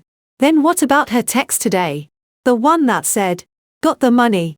Thanks. Babe. You gave her money. That $500,000 in project funds. Who did you transfer it to? Mark. I'm not an idiot. I stood up. You made this mess. You clean it up. Don't you dare drag me down with you. And don't you dare drag Ethan into it. Honey. You can't just watch me go down. He clutched my leg. If I'm ruined, this family is ruined. Are you really going to let our 5-year marriage be destroyed just like that? The person who destroyed it wasn't me. It was you. I shook him off, went into the bedroom, and locked the door. I could hear his desperate pleas, which eventually turned into angry curses. Sarah Williams, don't think you're hot stuff just because you have Ethan Cole backing you. Without me, you're nothing. Just a pathetic orphan nobody wants. I leaned against the door, listening to his vicious words, and felt nothing. It turns out that when a heart is dead enough, it really does go numb. My phone vibrated. Ethan had sent me a voice recording. It was the call Mark made to Jessica in his car. You have to get rid of it. I gave you the money. Isn't $500,000 enough? Does your father not want the Vanguard contract anymore? Mark, I really love you. Love my ass. If it weren't for your father helping me cook the books, you think I would have even touched you? Get it taken care of. Or don't blame me for what happens next. I stopped the recording and texted Ethan back. Asterisk. Is this enough evidence? Asterisk. Not yet. He replied. Asterisk. Wait until he's cornered. A cornered dog is the most dangerous, but also the easiest to trap. Don't worry. We've already made contact with Jessica. She's agreed to cooperate. Asterisk. Why would she agree? Asterisk. I promised to help solve her father's company's financial problems on the condition that she hands over all the real ledgers and testifies in court. So, Ethan was already steps ahead of me. What should I do next? Asterisk. Wait. He replied. Mark's shouting outside finally stopped, followed by the sound of the front door slamming. He was gone. I walked to the window and saw his car speed out of the complex. My encrypted phone dinged again. It was a location tracker from my security detail. Asterisk. Target is heading towards the suburbs, likely to Jessica Lynn's residence. Good. The final act was about to begin. I changed into the new little black dress and applied a bold red lipstick. The woman in the mirror had determined eyes. She was no longer the meek, submissive Sarah Williams. Then I took out the $88,000 diamond ring and put it on my ring finger. It was brilliant and heavy. Just like this marriage had once seemed brilliant, but had ended up being so heavy it was suffocating. But that was okay. Soon I would be able to take it off. Asterisk. 38 days. Asterisk. At 2:00 a.m. Mark came home. I was waiting for him sitting on the living room sofa. When he saw me, he was startled, then immediately put on a remorseful face. Honey, you're still up. He moved to hug me. I sidestepped him. He riot of alcohol and cheap perfume. There was a fresh lipstick smudge on his collar. Is it taken care of? I asked. What? He played dumb. Jessica's baby. His expression stiffened. Then he forced a smile. Yes. It's taken care of. She agreed to the procedure. I gave her the money. Honey, I will never make this mistake again. I swear. He tried to take my hand again. I pulled it away. The diamond ring flashed under the light. Mark's eyes were drawn to it, his pupils widening. Is that bought it today? I said, twisting the ring so the light danced across his face. Like it? Yes. Yes. His voice was dry. How much? Not much. 88,000. He sucked in a sharp breath. 88,000. Where did you get that kind of money? From the card Ethan gave me. I stood up looking down at him. He said, I deserve the best. The expression on Mark's face was a fascinating mix of shock, envy, greed, and finally a twisted excitement. Mr. Cole really treats you well, he muttered, then looked up sharply. So, did he say when that family gathering is? Next Saturday. I cut him off. But he didn't say if I could bring a guest. I'm your husband. Of course. You can bring me, he said anxiously. Sarah, this gathering is critical. You have to help me talk to him. That system upgrade project is just waiting for his signature. I'll try. I started walking towards the bedroom. I'm tired. I have to work tomorrow. Wait. He pulled me back. Sarah, let's talk. I know I was wrong. I was a terrible person. But look. I'm changing. I'll be good to you from now on. Can we just have a good life together? A good life? How? I turned to face him. You cheated. Got another woman pregnant. How am I supposed to have a good life with you? That's all in the past. I've taken care of it. He raised his voice. Sarah, you can't sentence me to death for one mistake. Have I not been good to you these 5 years? I supported this family. I'm paying the mortgage on this condo. I paid for half of all our household expenses. I said coldly, when your mother was in the hospital, I paid her $5,000 medical bill. What's the point of bringing this up? He was speechless. his face flushing. And another thing. I continued. Jessica's father's company is Nova Materials, right? For the past 2 years, Apex Innovations has been buying materials from them at 30% above market price. Where do you think that extra money went? Mark stumbled back a step. His eyes panicked. You're talking nonsense. Am I? You know the truth. I stepped closer. Mark, out of respect for our marriage, I'm giving you a way out. Clean up your mess with Jessica and clean up your dirty finances. Otherwise what? He suddenly laughed. A sinister sound. Otherwise, you'll tell Ethan Cole. Have him destroy me. Sarah Williams, don't forget. I am still your husband. If I go down, you're not getting off easy. He had finally dropped the mask. What do you want? Simple. He lit a cigarette, the smoke obscuring his face. Next Saturday, you will take me to that gathering, and you will sing my praises to Ethan Cole. Tell him to give me the Vanguard project and tell him to promote me. Transfer me to Vanguard headquarters. And if I say no, then we both go down in flames. He blew out a puff of smoke. I'll expose all of your father's dirty secrets. Let's see if Ethan Cole still wants a sister like you then. My heart seized. My father? What secrets? You think I don't know? He sneered. William Williams, one of the founders of Vanguard Holdings, forced out of the board over a financial scandal 10 years ago. Then jumped off a bridge. A scandal like that. I'm sure Ethan Cole wouldn't want that getting out. Would he? I was stunned. Ethan had never mentioned this. He said Dad died from his illness. Not that he jumped. Who told you that?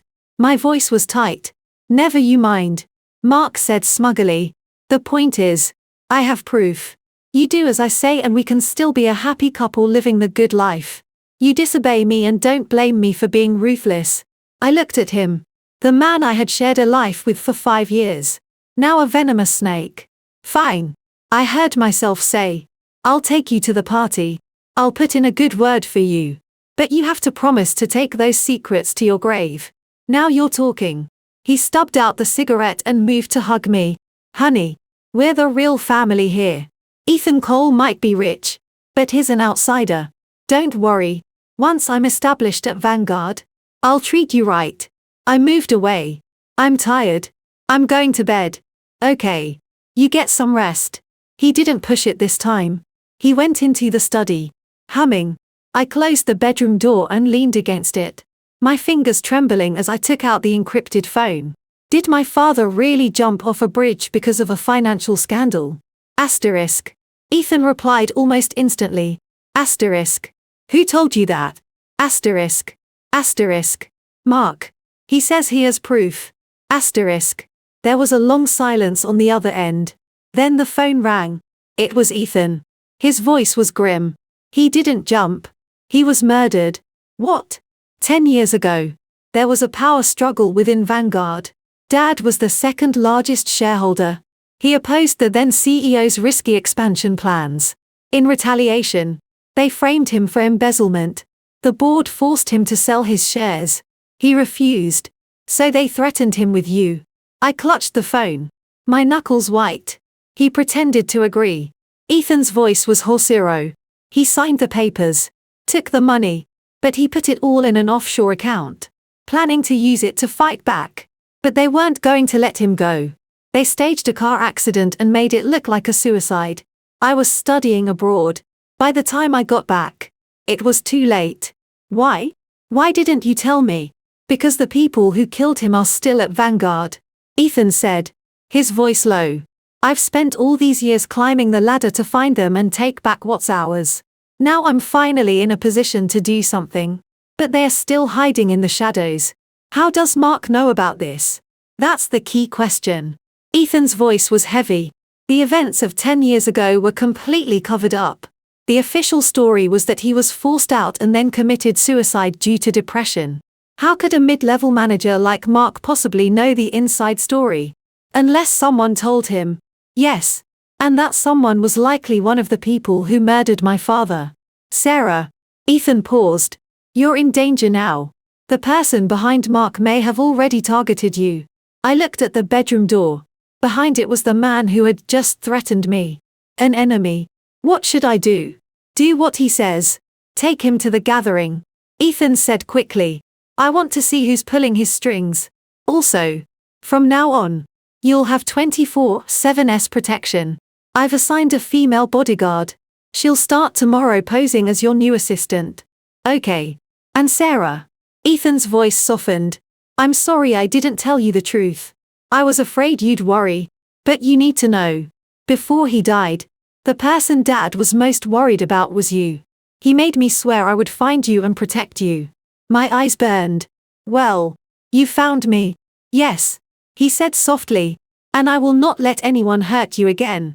Not ever. I hung up and slid to the floor, hugging my knees. 10 years. I thought I was a wife, an orphan. But my father had given his life to protect me. My brother had been watching over me from the shadows.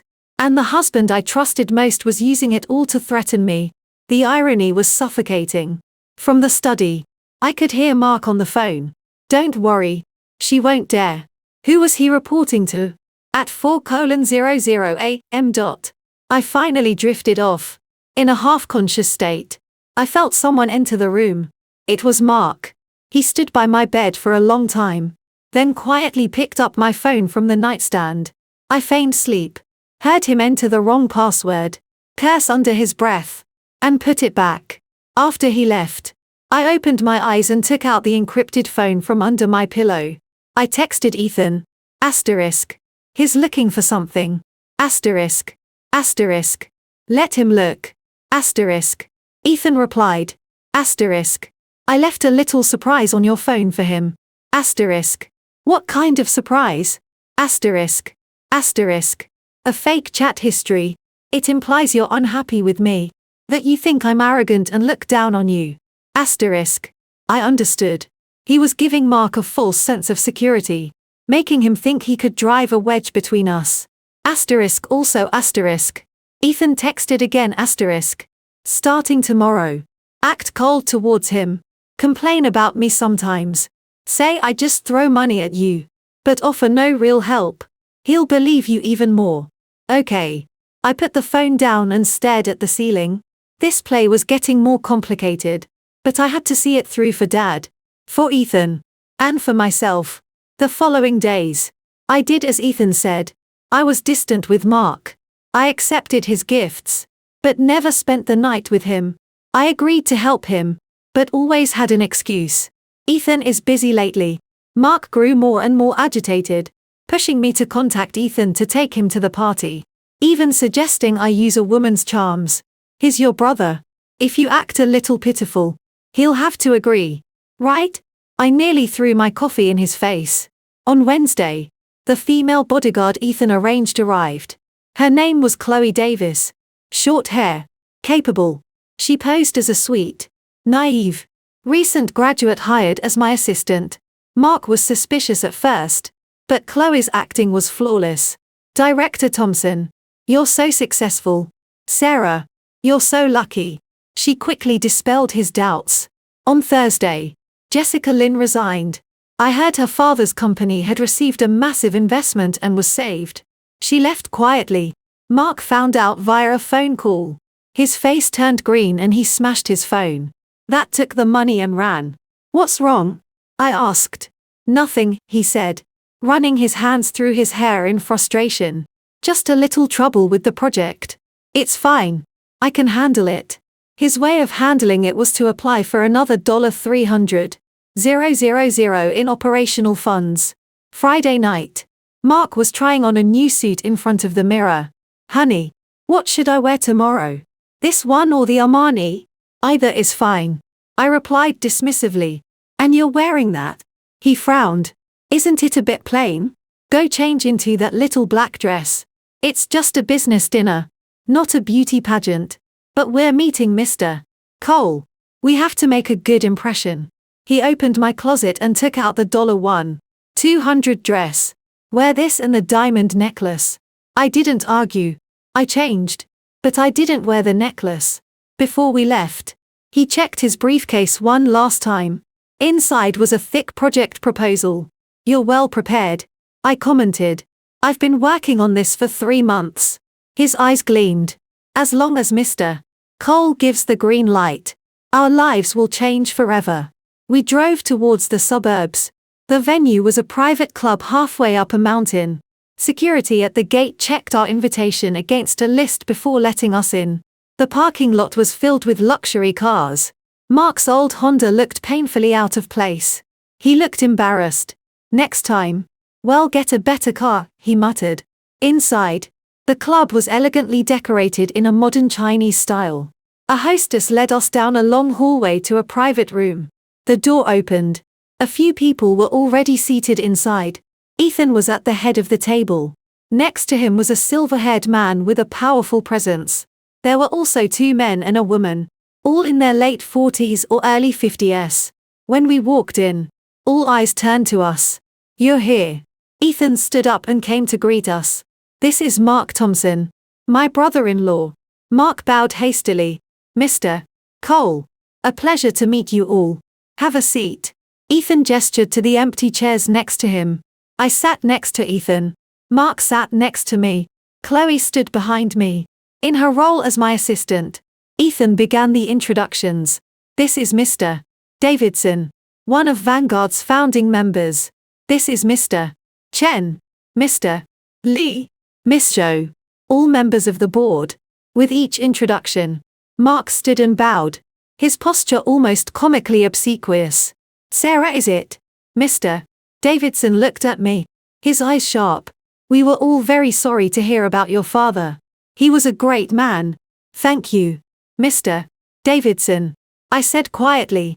"Mark here does excellent work at Apex Innovations." Ethan suddenly said, "I've looked over his project proposal. It's very impressive." Mark's eyes lit up. He immediately took out the proposal. "You're too kind, Mr. Cole. This is the system upgrade plan for the Vanguard subsidiary. Please take a look." Ethan took it, flipped through a few pages, and passed it to Mr. Chen. "Uncle Chen, you're the tech expert. What do you think?" Mr. Chen put on his reading glasses and studied it.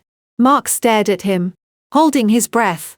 The framework is solid, but the budget is too high." Mr. Chen frowned. "This quote is 40% above market rate." Mark's face stiffened. "Mr. Chen, the quote includes 5 years of maintenance and upgrades. Even with 5 years of maintenance, it's too high," Mr. Chen said, putting the proposal down. "Mark, in business, you have to be realistic." The atmosphere became awkward. Ethan smiled. "Uncle Chen is right. But my brother-in-law is family. As long as the project is done well, the price is negotiable." This gave Mark an out. He nodded eagerly. Yes, the price is negotiable. Let's eat first. Then, Ethan signaled for the food to be served. The dishes were exquisite, but the mood was strange. The board members spoke little, and when they did, it was about company internal matters that Mark couldn't contribute to. Several times, he tried to bring up the project, but Ethan silenced him with a look. Halfway through the meal, Mr. Davidson suddenly asked, "Sarah, what do you do for work?" "I'm in finance at a small company," I replied.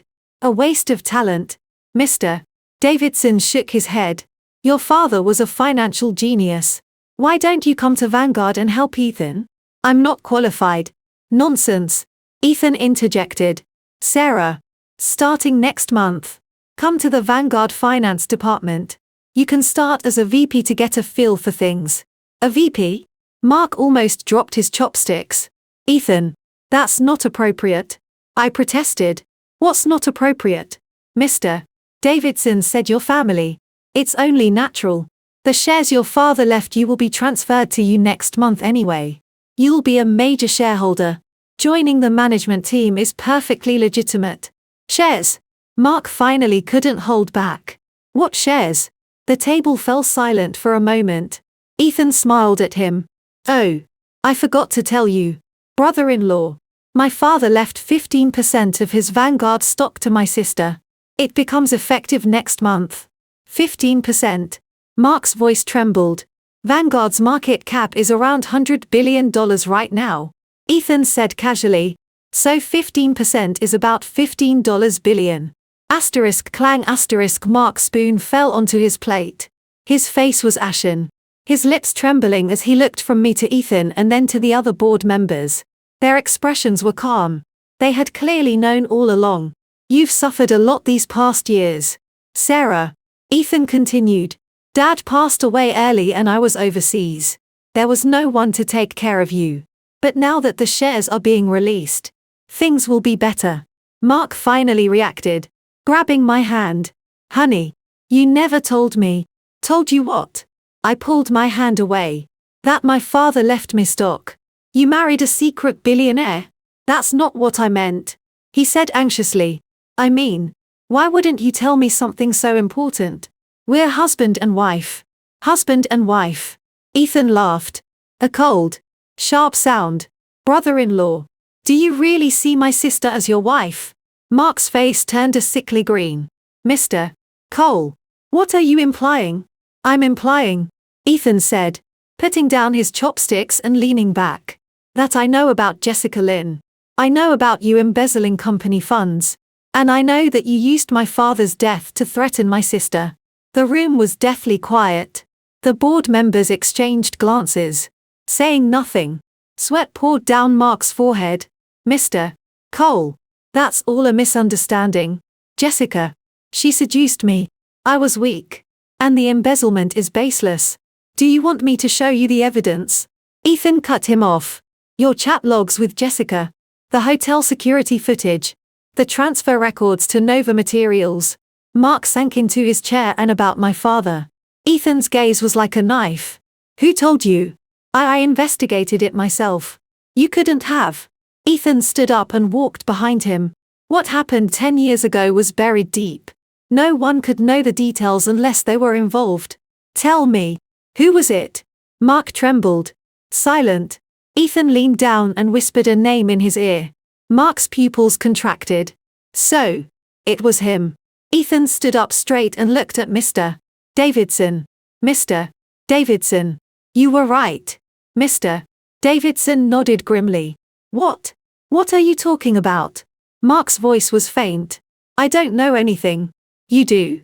Ethan returned to his seat and pulled a folder from his briefcase, tossing it on the table. This is the anonymous email you received last month. The sender told you about my father and instructed you on how to use it to threaten my sister. In return, you were supposed to sabotage the project and help them siphon money from Vanguard. The folder fell open. Inside were printouts of the emails and several photos of Mark meeting with a man at a coffee shop. I recognized him. A vice president at Vanguard. A Mr.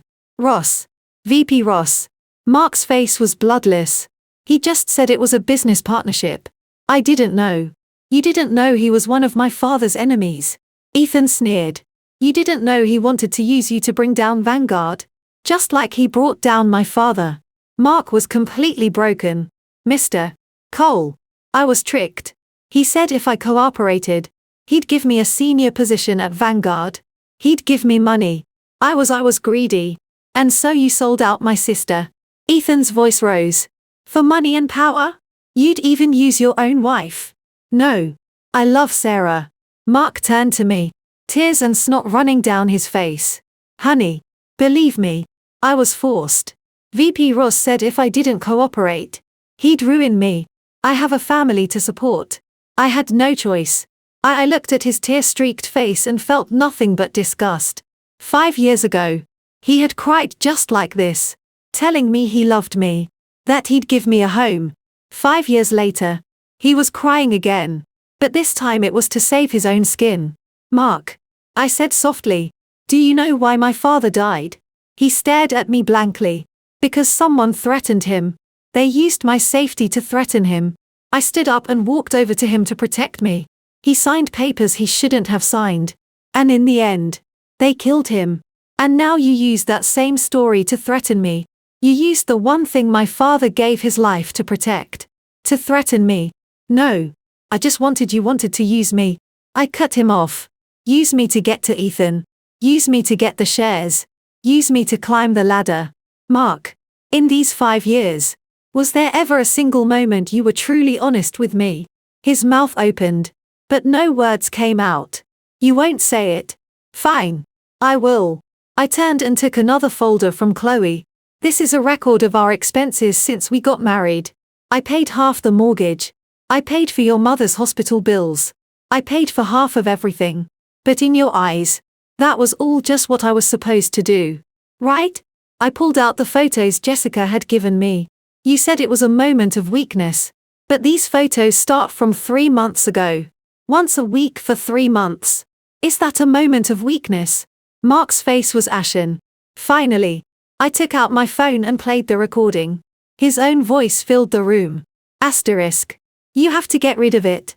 If it weren't for your father helping me cook the books, you think I would have even touched you? When the recording ended, the room was eerily silent. Let's get a divorce, I said. No. I won't sign. Mark shot to his feet. Sarah, I was wrong. Give me another chance. I'll change. I really will. We were married for 5 years. You can't be this cruel. You're the cruel one, Ethan said, stepping in front of me. Mark Thompson, you have 2 choices. 1. Sign the divorce papers. Walk away with nothing. And leave this city. I'll let you go. 2. I call the police. I expose your collusion with VP Ross. And I send you to prison. Choose. Mark looked at Ethan, at the board members, and finally at me. He suddenly started to laugh. A broken, miserable sound. Sarah Williams, you're good. You're really good. Pretending to be a helpless little rabbit when you had this all planned out. Didn't you? The janitor's table. The long-lost brother. It was all a trap. And I walked right into it. Think whatever you want, I said calmly. Sign or go to jail. He stared at me for a long time, his expression shifting from hatred to despair, and finally to a numb resignation. I'll sign.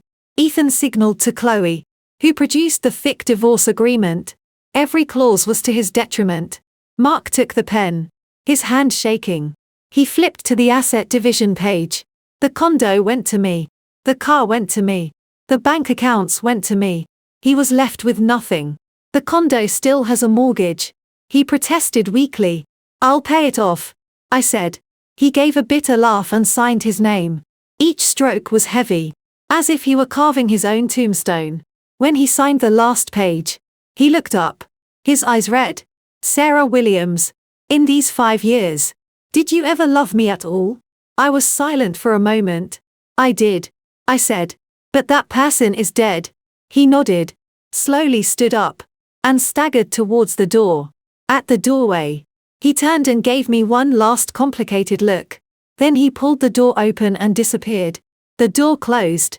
For a long time, no one spoke. Sarah, Mr.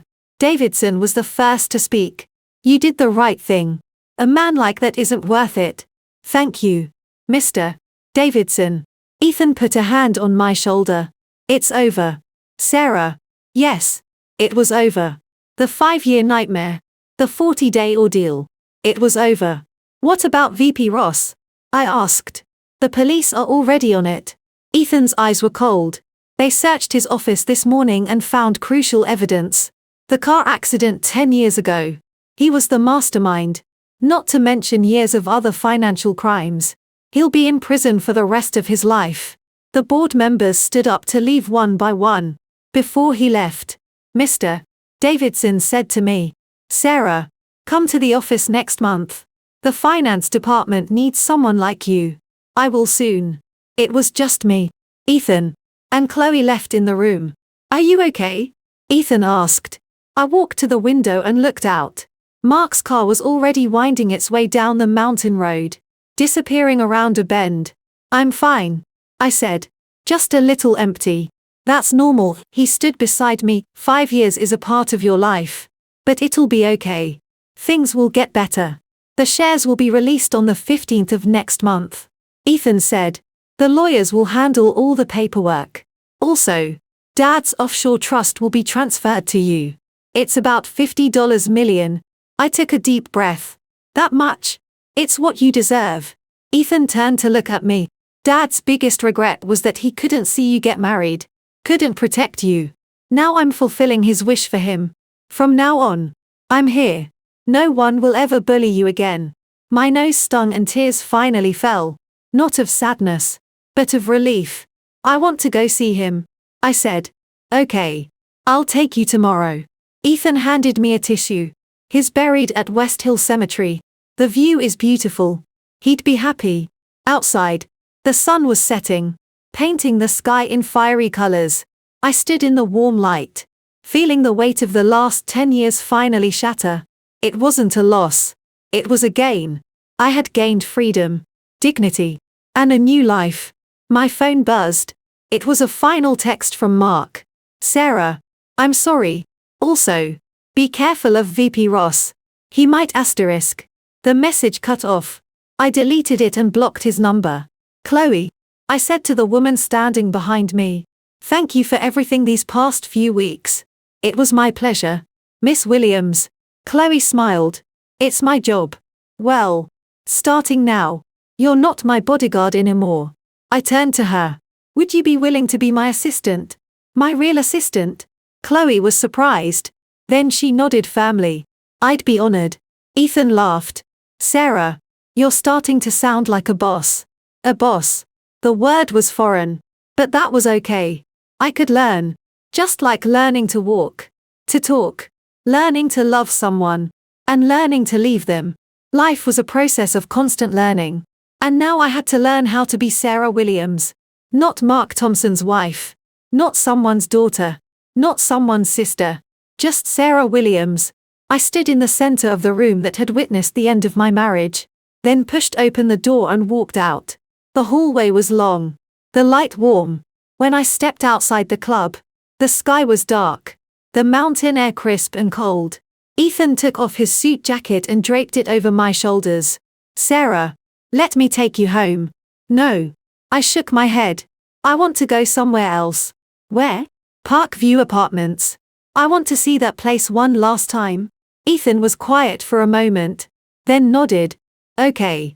The car moved slowly down the mountain road. Chloe drove. Ethan and I sat in the back in silence. The paperwork has been filed. Ethan finally said. The divorce agreement. The property transfer. The release of the shares. It will all take about a month. You can stay with me in the meantime. I want to live alone. I said. Ethan, can you help me find a small apartment? Nothing too big. Just clean and quiet. I'll have Chloe take care of it tomorrow. He paused. But are you sure you don't want to take some time off? Travel a bit. I can travel later.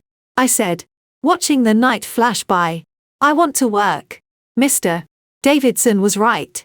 My father was a financial genius. I can't embarrass his memory. Ethan smiled. You're just like him. A workaholic gene. The car entered the city.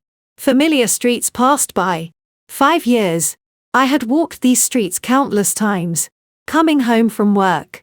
Buying groceries. Waiting for him. This would be the last time. Parkview Apartments was an old complex. The street lights were dim. The car parked downstairs. I looked up.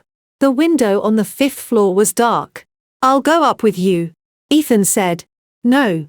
I'll go by myself. I opened the car door. There are some things I need to handle on my own. Then let Chloe go with you. I didn't refuse this time. The hallway light was still flickering. I walked up to the 5th floor and stood before the familiar door. The key turned in the lock. The door opened. The apartment was dark and smelled of stale cigarette smoke. I flipped on the light. The sight before me was shocking. The living room was a wreck. The coffee table was covered in cigarette butts and empty beer cans. Papers were scattered on the floor. The trash can was overturned. Mark had been here. The bedroom door was open. The bed a mess. The closet doors were open. His clothes all gone except for a few old things. I went into the study. The computer was still on. It was open to his email inbox. Most were work-related. But one subject line stood out. Asterisk. Final warning. I opened it. There was only one sentence. You know too much. Watch your back. The sender was an anonymous address. The timestamp was from an hour ago. Chloe came up behind me and saw the email. Her face hardening. I'll trace the IP. Don't bother. I closed the email. It didn't matter if it was from VP Ross people or if Mark had sent it to himself. It was over. I walked back into the living room, looking at the space I had once called home. Our wedding photo was on the wall. I was smiling so sweetly. He was holding me, his eyes gentle. Looking at it now, I wondered how much was real and how much was an act. I took the frame down, removed the photo, and tore it in half. My half, his half. I kept my half and threw his in the trash. Then came the other things. Gifts he gave me. Matching mugs. Matching slippers. Anything that came in a pair. I kept one and threw the other away. It was a ritual. Excising the past from my life. Need help? Chloe asked. No. I want to do it myself. I moved slowly through the apartment, taking inventory of my memories. The apron in the kitchen. The dead plant on the balcony. The books in the study with his notes in the margins. Every object was coated in 5 years of dust. I packed 2 suitcases. My clothes. My documents. And the torn photograph. Everything else I left behind. Let's go, I said to Chloe. At the door. I took one last look at this 900 square feet space. It held 5 years of my youth. 5 years of hope. 5 years of disappointment. Now it was all over. The sound of the lock clicking shut felt like a final verdict. Downstairs. Ethan was waiting in the car. He saw my suitcases and didn't ask any questions. Stay at my place tonight. The apartment will be ready tomorrow, he said. Okay. The car pulled away from the complex. In the rear view mirror, the building grew smaller and smaller, finally disappearing around a corner. My phone buzzed. A bank notification. Mark had transferred the last of the money in his account to me. $8,000. The memo had only 3 words. Asterisk. I am sorry. Asterisk. I looked at it for a few seconds, then turned off the screen. Oh, by the way, Ethan said suddenly, there's something I have to tell you. Dad didn't just leave you stock and cash. What else? A letter. He took a worn manila envelope from his briefcase. He wrote it before he passed away. He told me to give it to you on your 30th birthday. But your birthday is next month. I think now is a better time. I took the envelope. It was light but felt incredibly heavy. Read it when you get home, Ethan said. Ethan's house was large. He gave me a guest room on the 2nd floor. It was south-facing with a balcony. Let me know if you need anything, he said from the doorway. Get some rest, Ethan. I called after him. Thank you, he smiled. We're family. The door closed. I sat on the edge of the bed and looked at the envelope. I hesitated for a long time before finally opening it. Inside were 2 pages of stationery. Dad's handwriting was neat, but some of the strokes were shaky. He must have been very sick. Isk Sarah, my daughter asterisk asterisk. By the time you read this I will be gone. I'm sorry I have to talk to you this way. First I have to apologize for throwing you out 10 years ago, for not looking for you, for not being there to watch you grow up, get married and have children. But there are some things you need to know asterisk asterisk. 10 years ago there was a power struggle at Vanguard. I opposed the plans of a man named Oliver Ross. He held a grudge and framed me for embezzlement. The board forced me to sell my shares. I could have fought them, but they threatened me with your safety. Sarah, you are my weakness. For you, I would give up everything. Asterisk asterisk. So, I signed the papers. I took the money, planning to take you and run. But Ross wasn't finished. He wanted to eliminate me for good. I realized his plan. So I staged that fight with your stepmother. I threw you out. I made you hate me. Only then would they believe you were no longer of any use to me and they would leave you alone. Did it hurt? Watching you run away crying. My heart shattered. But it was the only way to keep you safe. Asterisk asterisk. Afterward, I hired people to watch over you. I watched you find a job, fall in love, get married. That boy, Mark Thompson. I had him investigated. Ordinary background, average abilities. But he seemed to be sincere with you. At least he was. Then I thought maybe he could give you a stable home. Unfortunately, I was wrong about him. Asterisk asterisk. After I got sick, I asked Ethan to find you. I wanted to tell you the truth. To bring you home. But Ethan told me you were happy. That you didn't want to be disturbed. I thought, well, let her be happy. Don't let the ghosts of the past haunt her. Asterisk asterisk. But if you are reading this letter, it means you found out the truth anyway. That's okay. My daughter is grown now. You should know the complexities of this world. The darkness in people's hearts. The shares are your dowry and your safety net. No matter what happens, remember you always have a way out. Ethan is a good kid. His mother is a good woman, too. I married her partly for a corporate alliance and partly to give Ethan a complete family. She has always felt guilty thinking she came between us. If you have the chance, please go see her. Finally, Sarah, I love you so much. If there is a next life, I still want to be your father. But I promise I will be a better one. I won't make you cry. I won't let you suffer. Live well. Be happy. That is my greatest wish. Asterisk asterisk forever loving you asterisk dad. The letter was soaked with my tears. The ink bled. I clutched the pages and sobbed. A silent wrenching grief. 10 years of misunderstanding. 10 years of resentment. In that moment, it all crumbled. I had been loved all along. Quietly. Clumsily. Even cruelly. But I had been deeply loved. A soft knock came at the door. It was Ethan. I wiped my tears and opened it. He was holding a glass of warm milk. I heard you crying, he said, handing me the glass. It's a tearjerker, isn't it? I nodded, taking the milk. Ethan, your mother. Is she well? Ethan was surprised. Then he smiled. She's great. She's retired overseas. She talks about you all the time. She wants to see you, but is afraid you won't see her. I want to see her. I took a sip of the warm milk. Tell her I don't hate her. I never did. Ethan's eyes reened. Okay. I'll arrange it. She's coming back to the States next month anyway. That night, I slept soundly. No nightmares. No waking up in a panic. It was as if a great weight had been lifted. The next morning, sunlight streamed into the room. A new day.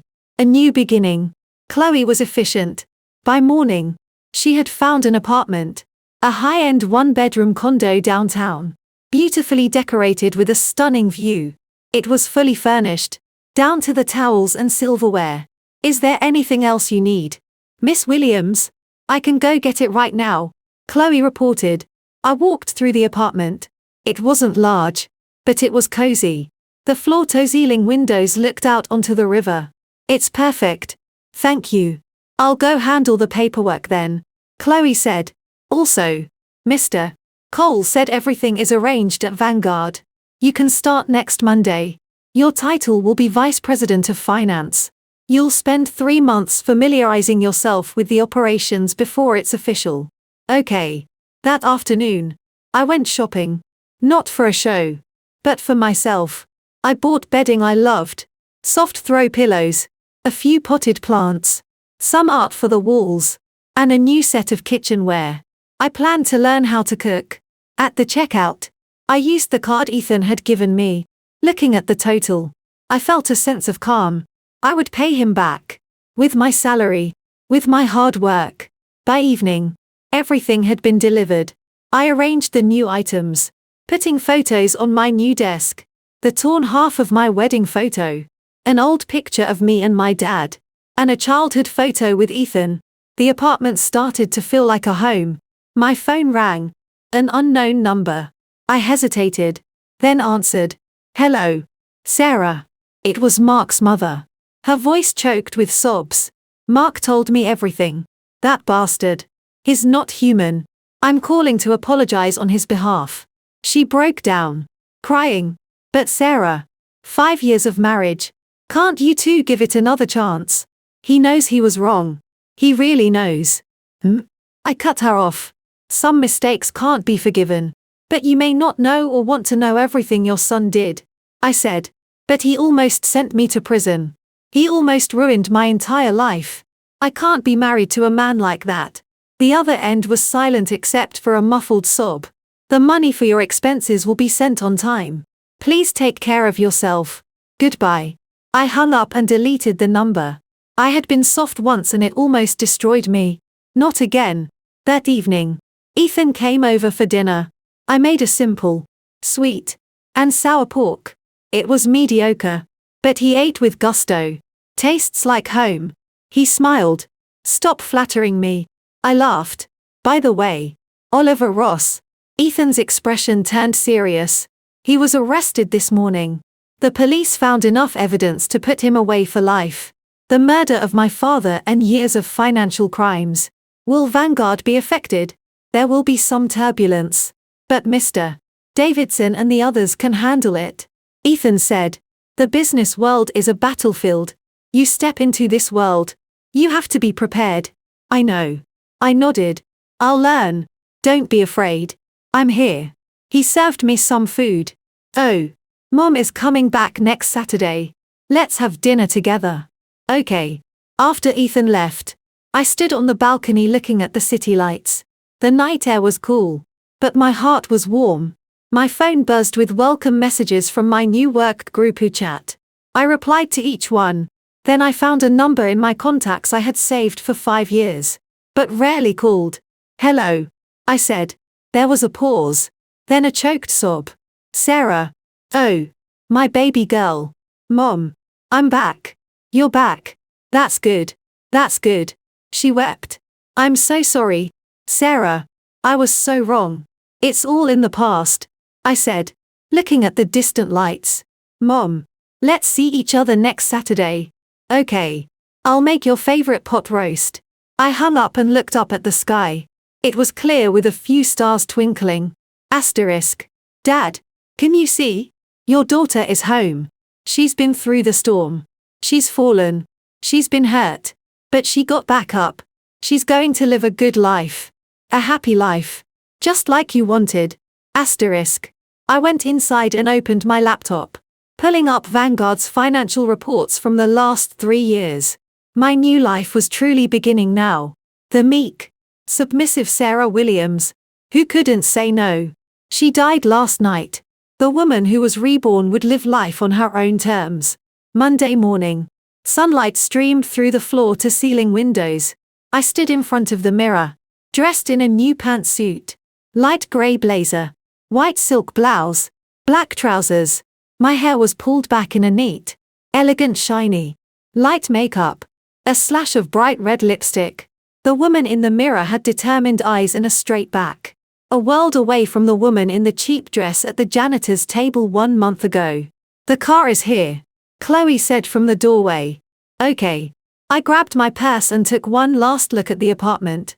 Everything was new. Everything was hopeful. I walked out the door. The elevator descended. The numbers flashing like my heartbeat. Down in the parking garage. The black Mercedes waited. I got in. Chloe started the car and pulled out into the morning rush hour. The traffic was heavy. I leaned back against the seat, watching the hurried crowds. A month ago, I was one of them, squeezing onto the subway, worrying about being a few minutes late. Now, I was on my way to the headquarters of Vanguard Holdings. Fate was a strange thing. Nervous? Chloe asked, glancing at me in the rearview mirror. A little, I admitted. My only experience is at a small firm. Mr. Cole says you have a natural talent for finance. You just need time to adjust. Chloe smiled.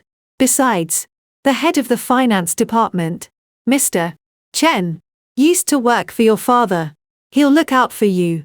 My father's old subordinate. The thought warmed me. The car pulled into the central business district and stopped in front of a skyscraper.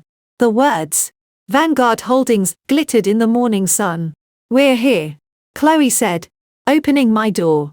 I took a deep breath and stepped out. My heels clicked on the marble floor. I walked through the revolving doors into a vast, bright lobby. The receptionist saw me, and one immediately came forward. Good morning, Miss Williams. Mr. Chen asked me to take you directly to your office. Thank you. I followed her to the executive elevator. Many people in the lobby cast curious glances my way. The new VP of Finance, the CEO's sister.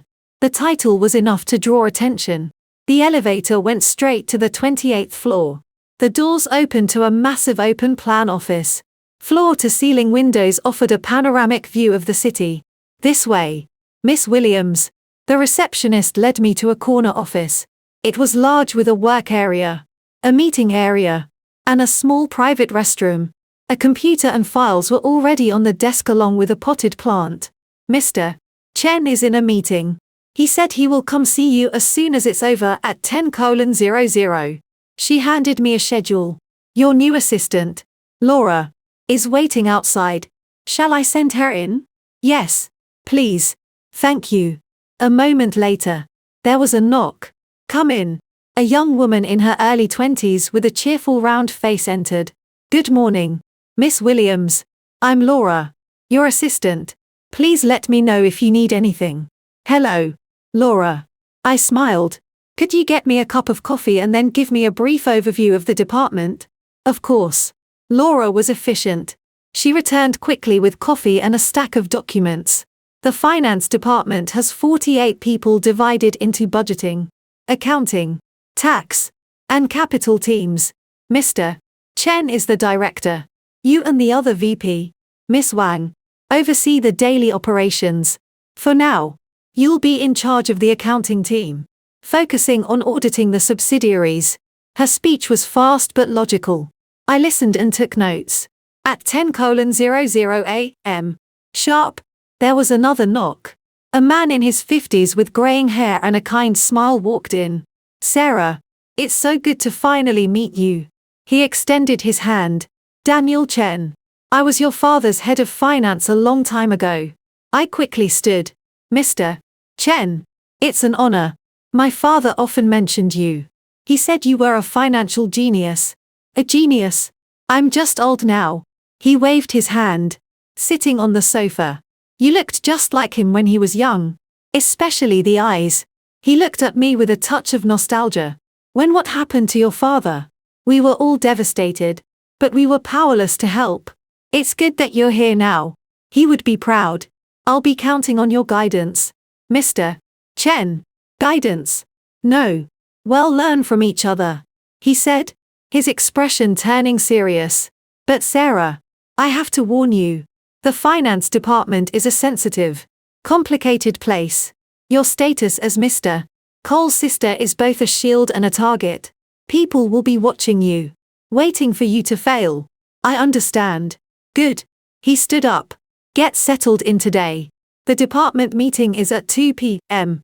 I'll introduce you then. No pressure. Take it one step at a time. After he left, I sat down and began to go through the files. The numbers, the charts, the reports.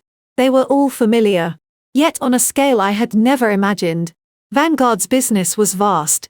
Real estate, finance, tech, retail, hundreds of subsidiaries. After 2 hours, my head began to ache. I stood and walked to the window to rest my eyes. The door was knocked on lightly. Come in. A woman in her late 30s, dressed in a sharp navy suit, walked in. Miss Williams, sorry to disturb you. I'm Vivian Wang, the other VP. Miss Wang. A pleasure. I shook her hand. Please call me Vivian. She smiled. Mr. Chen asked me to see if you needed anything. Oh. And here are some recent files that need attention. She handed me a stack of documents. I opened the top one. It was an investigation report on financial irregularities at a subsidiary. This project? I frowned. A problem? Vivian asked. The depreciation schedule is wrong. They've inflated their assets. I pointed to the numbers. And here the inventory turnover rate is abnormally low. It's either dead stock or fabricated. Vivian's eyes lit up. You're sharp. We've been monitoring that subsidiary for 3 months.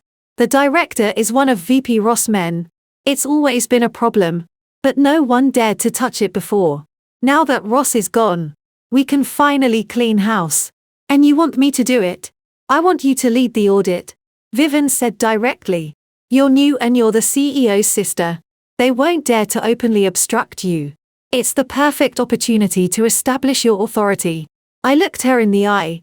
She was testing me, but she was also helping me. Okay. I nodded. I'll need all the project files and background information on everyone involved. I'll have them for you after the afternoon meeting. Vivian smiled. You're just as gutsy as Mr. Chen said you were. I'm just doing my job. At Vanguard, just doing your job requires guts, Vivian said meaningfully. But don't worry, Mr. Chen and I have your back. It's time the finance department had a cleanup. After she left, I studied the report. Numbers don't lie. If you look carefully enough, you can always find the cracks. Just like in my marriage. A polished surface, rotten underneath. At noon, I met Ethan at the rooftop restaurant. How's the first day? He asked. More complicated than I expected, but manageable. I told him about Vivian and the audit. Ethan raised an eyebrow.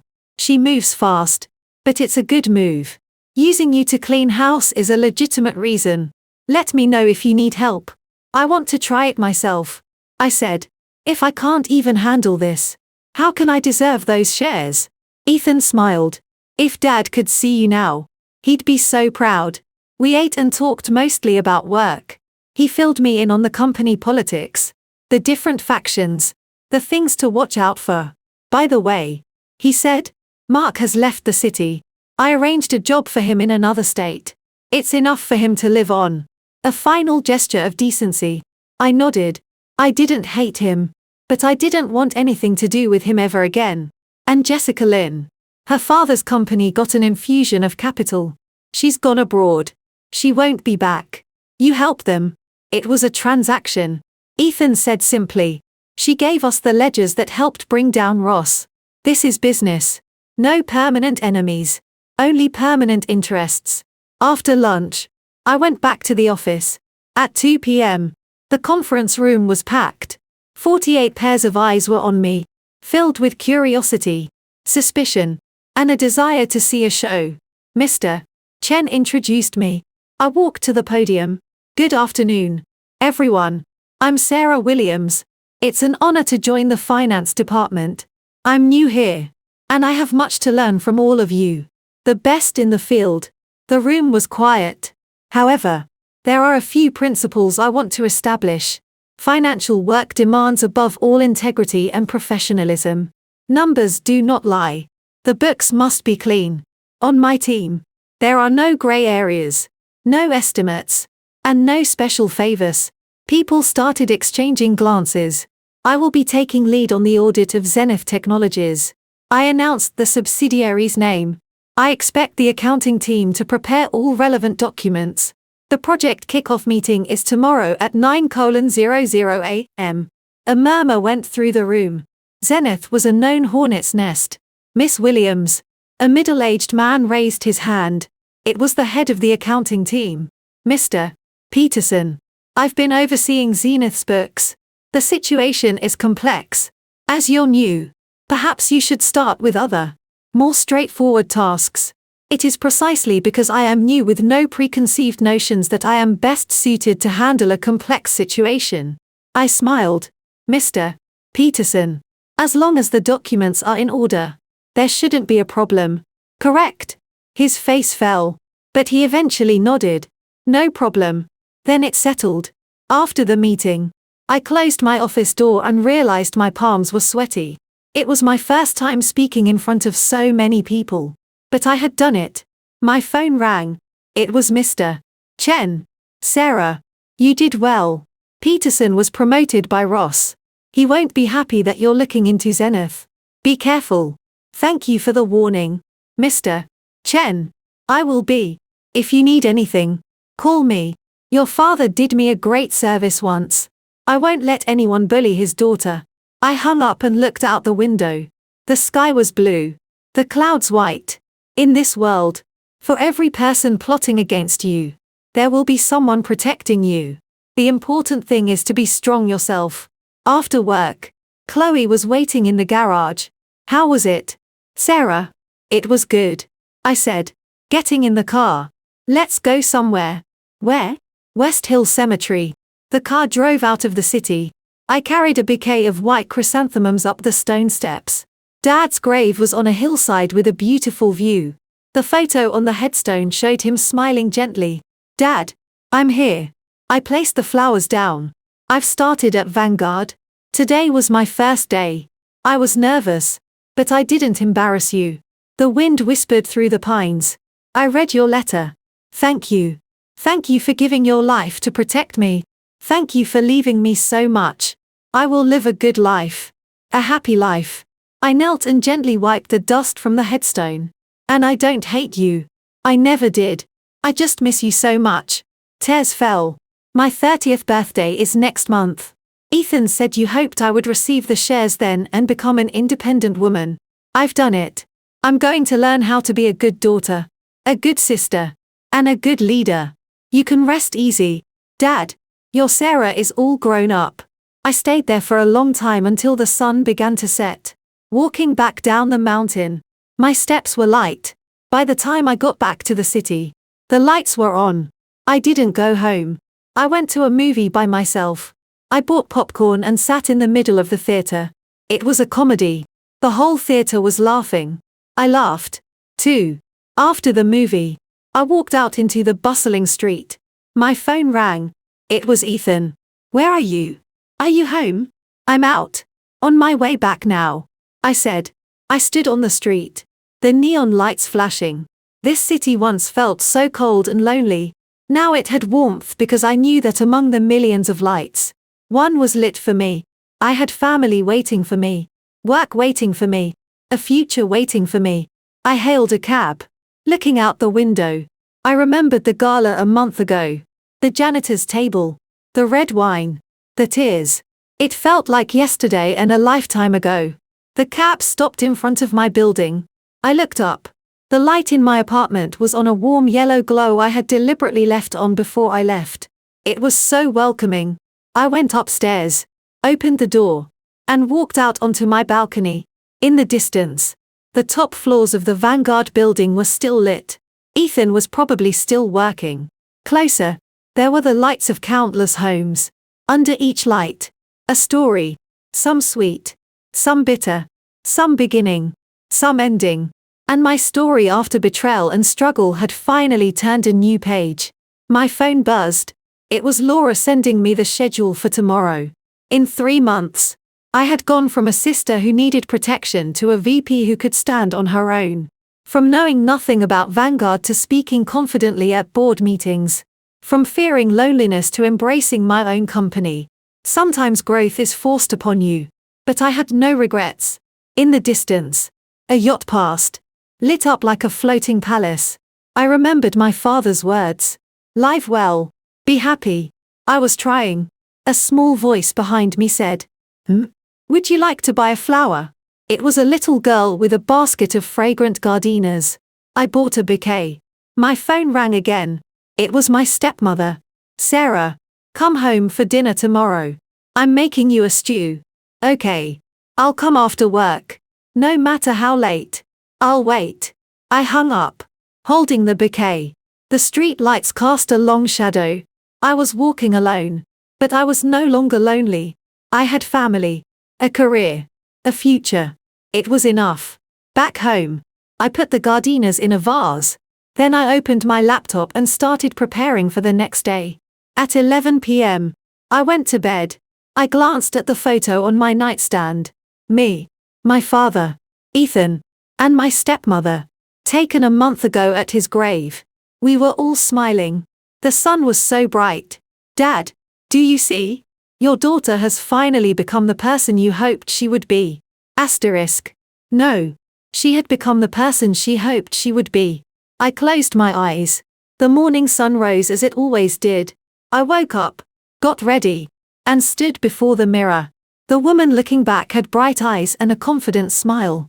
Sarah Williams, you've got this, I said to myself, then grabbed my bag and pushed open the door into the morning light.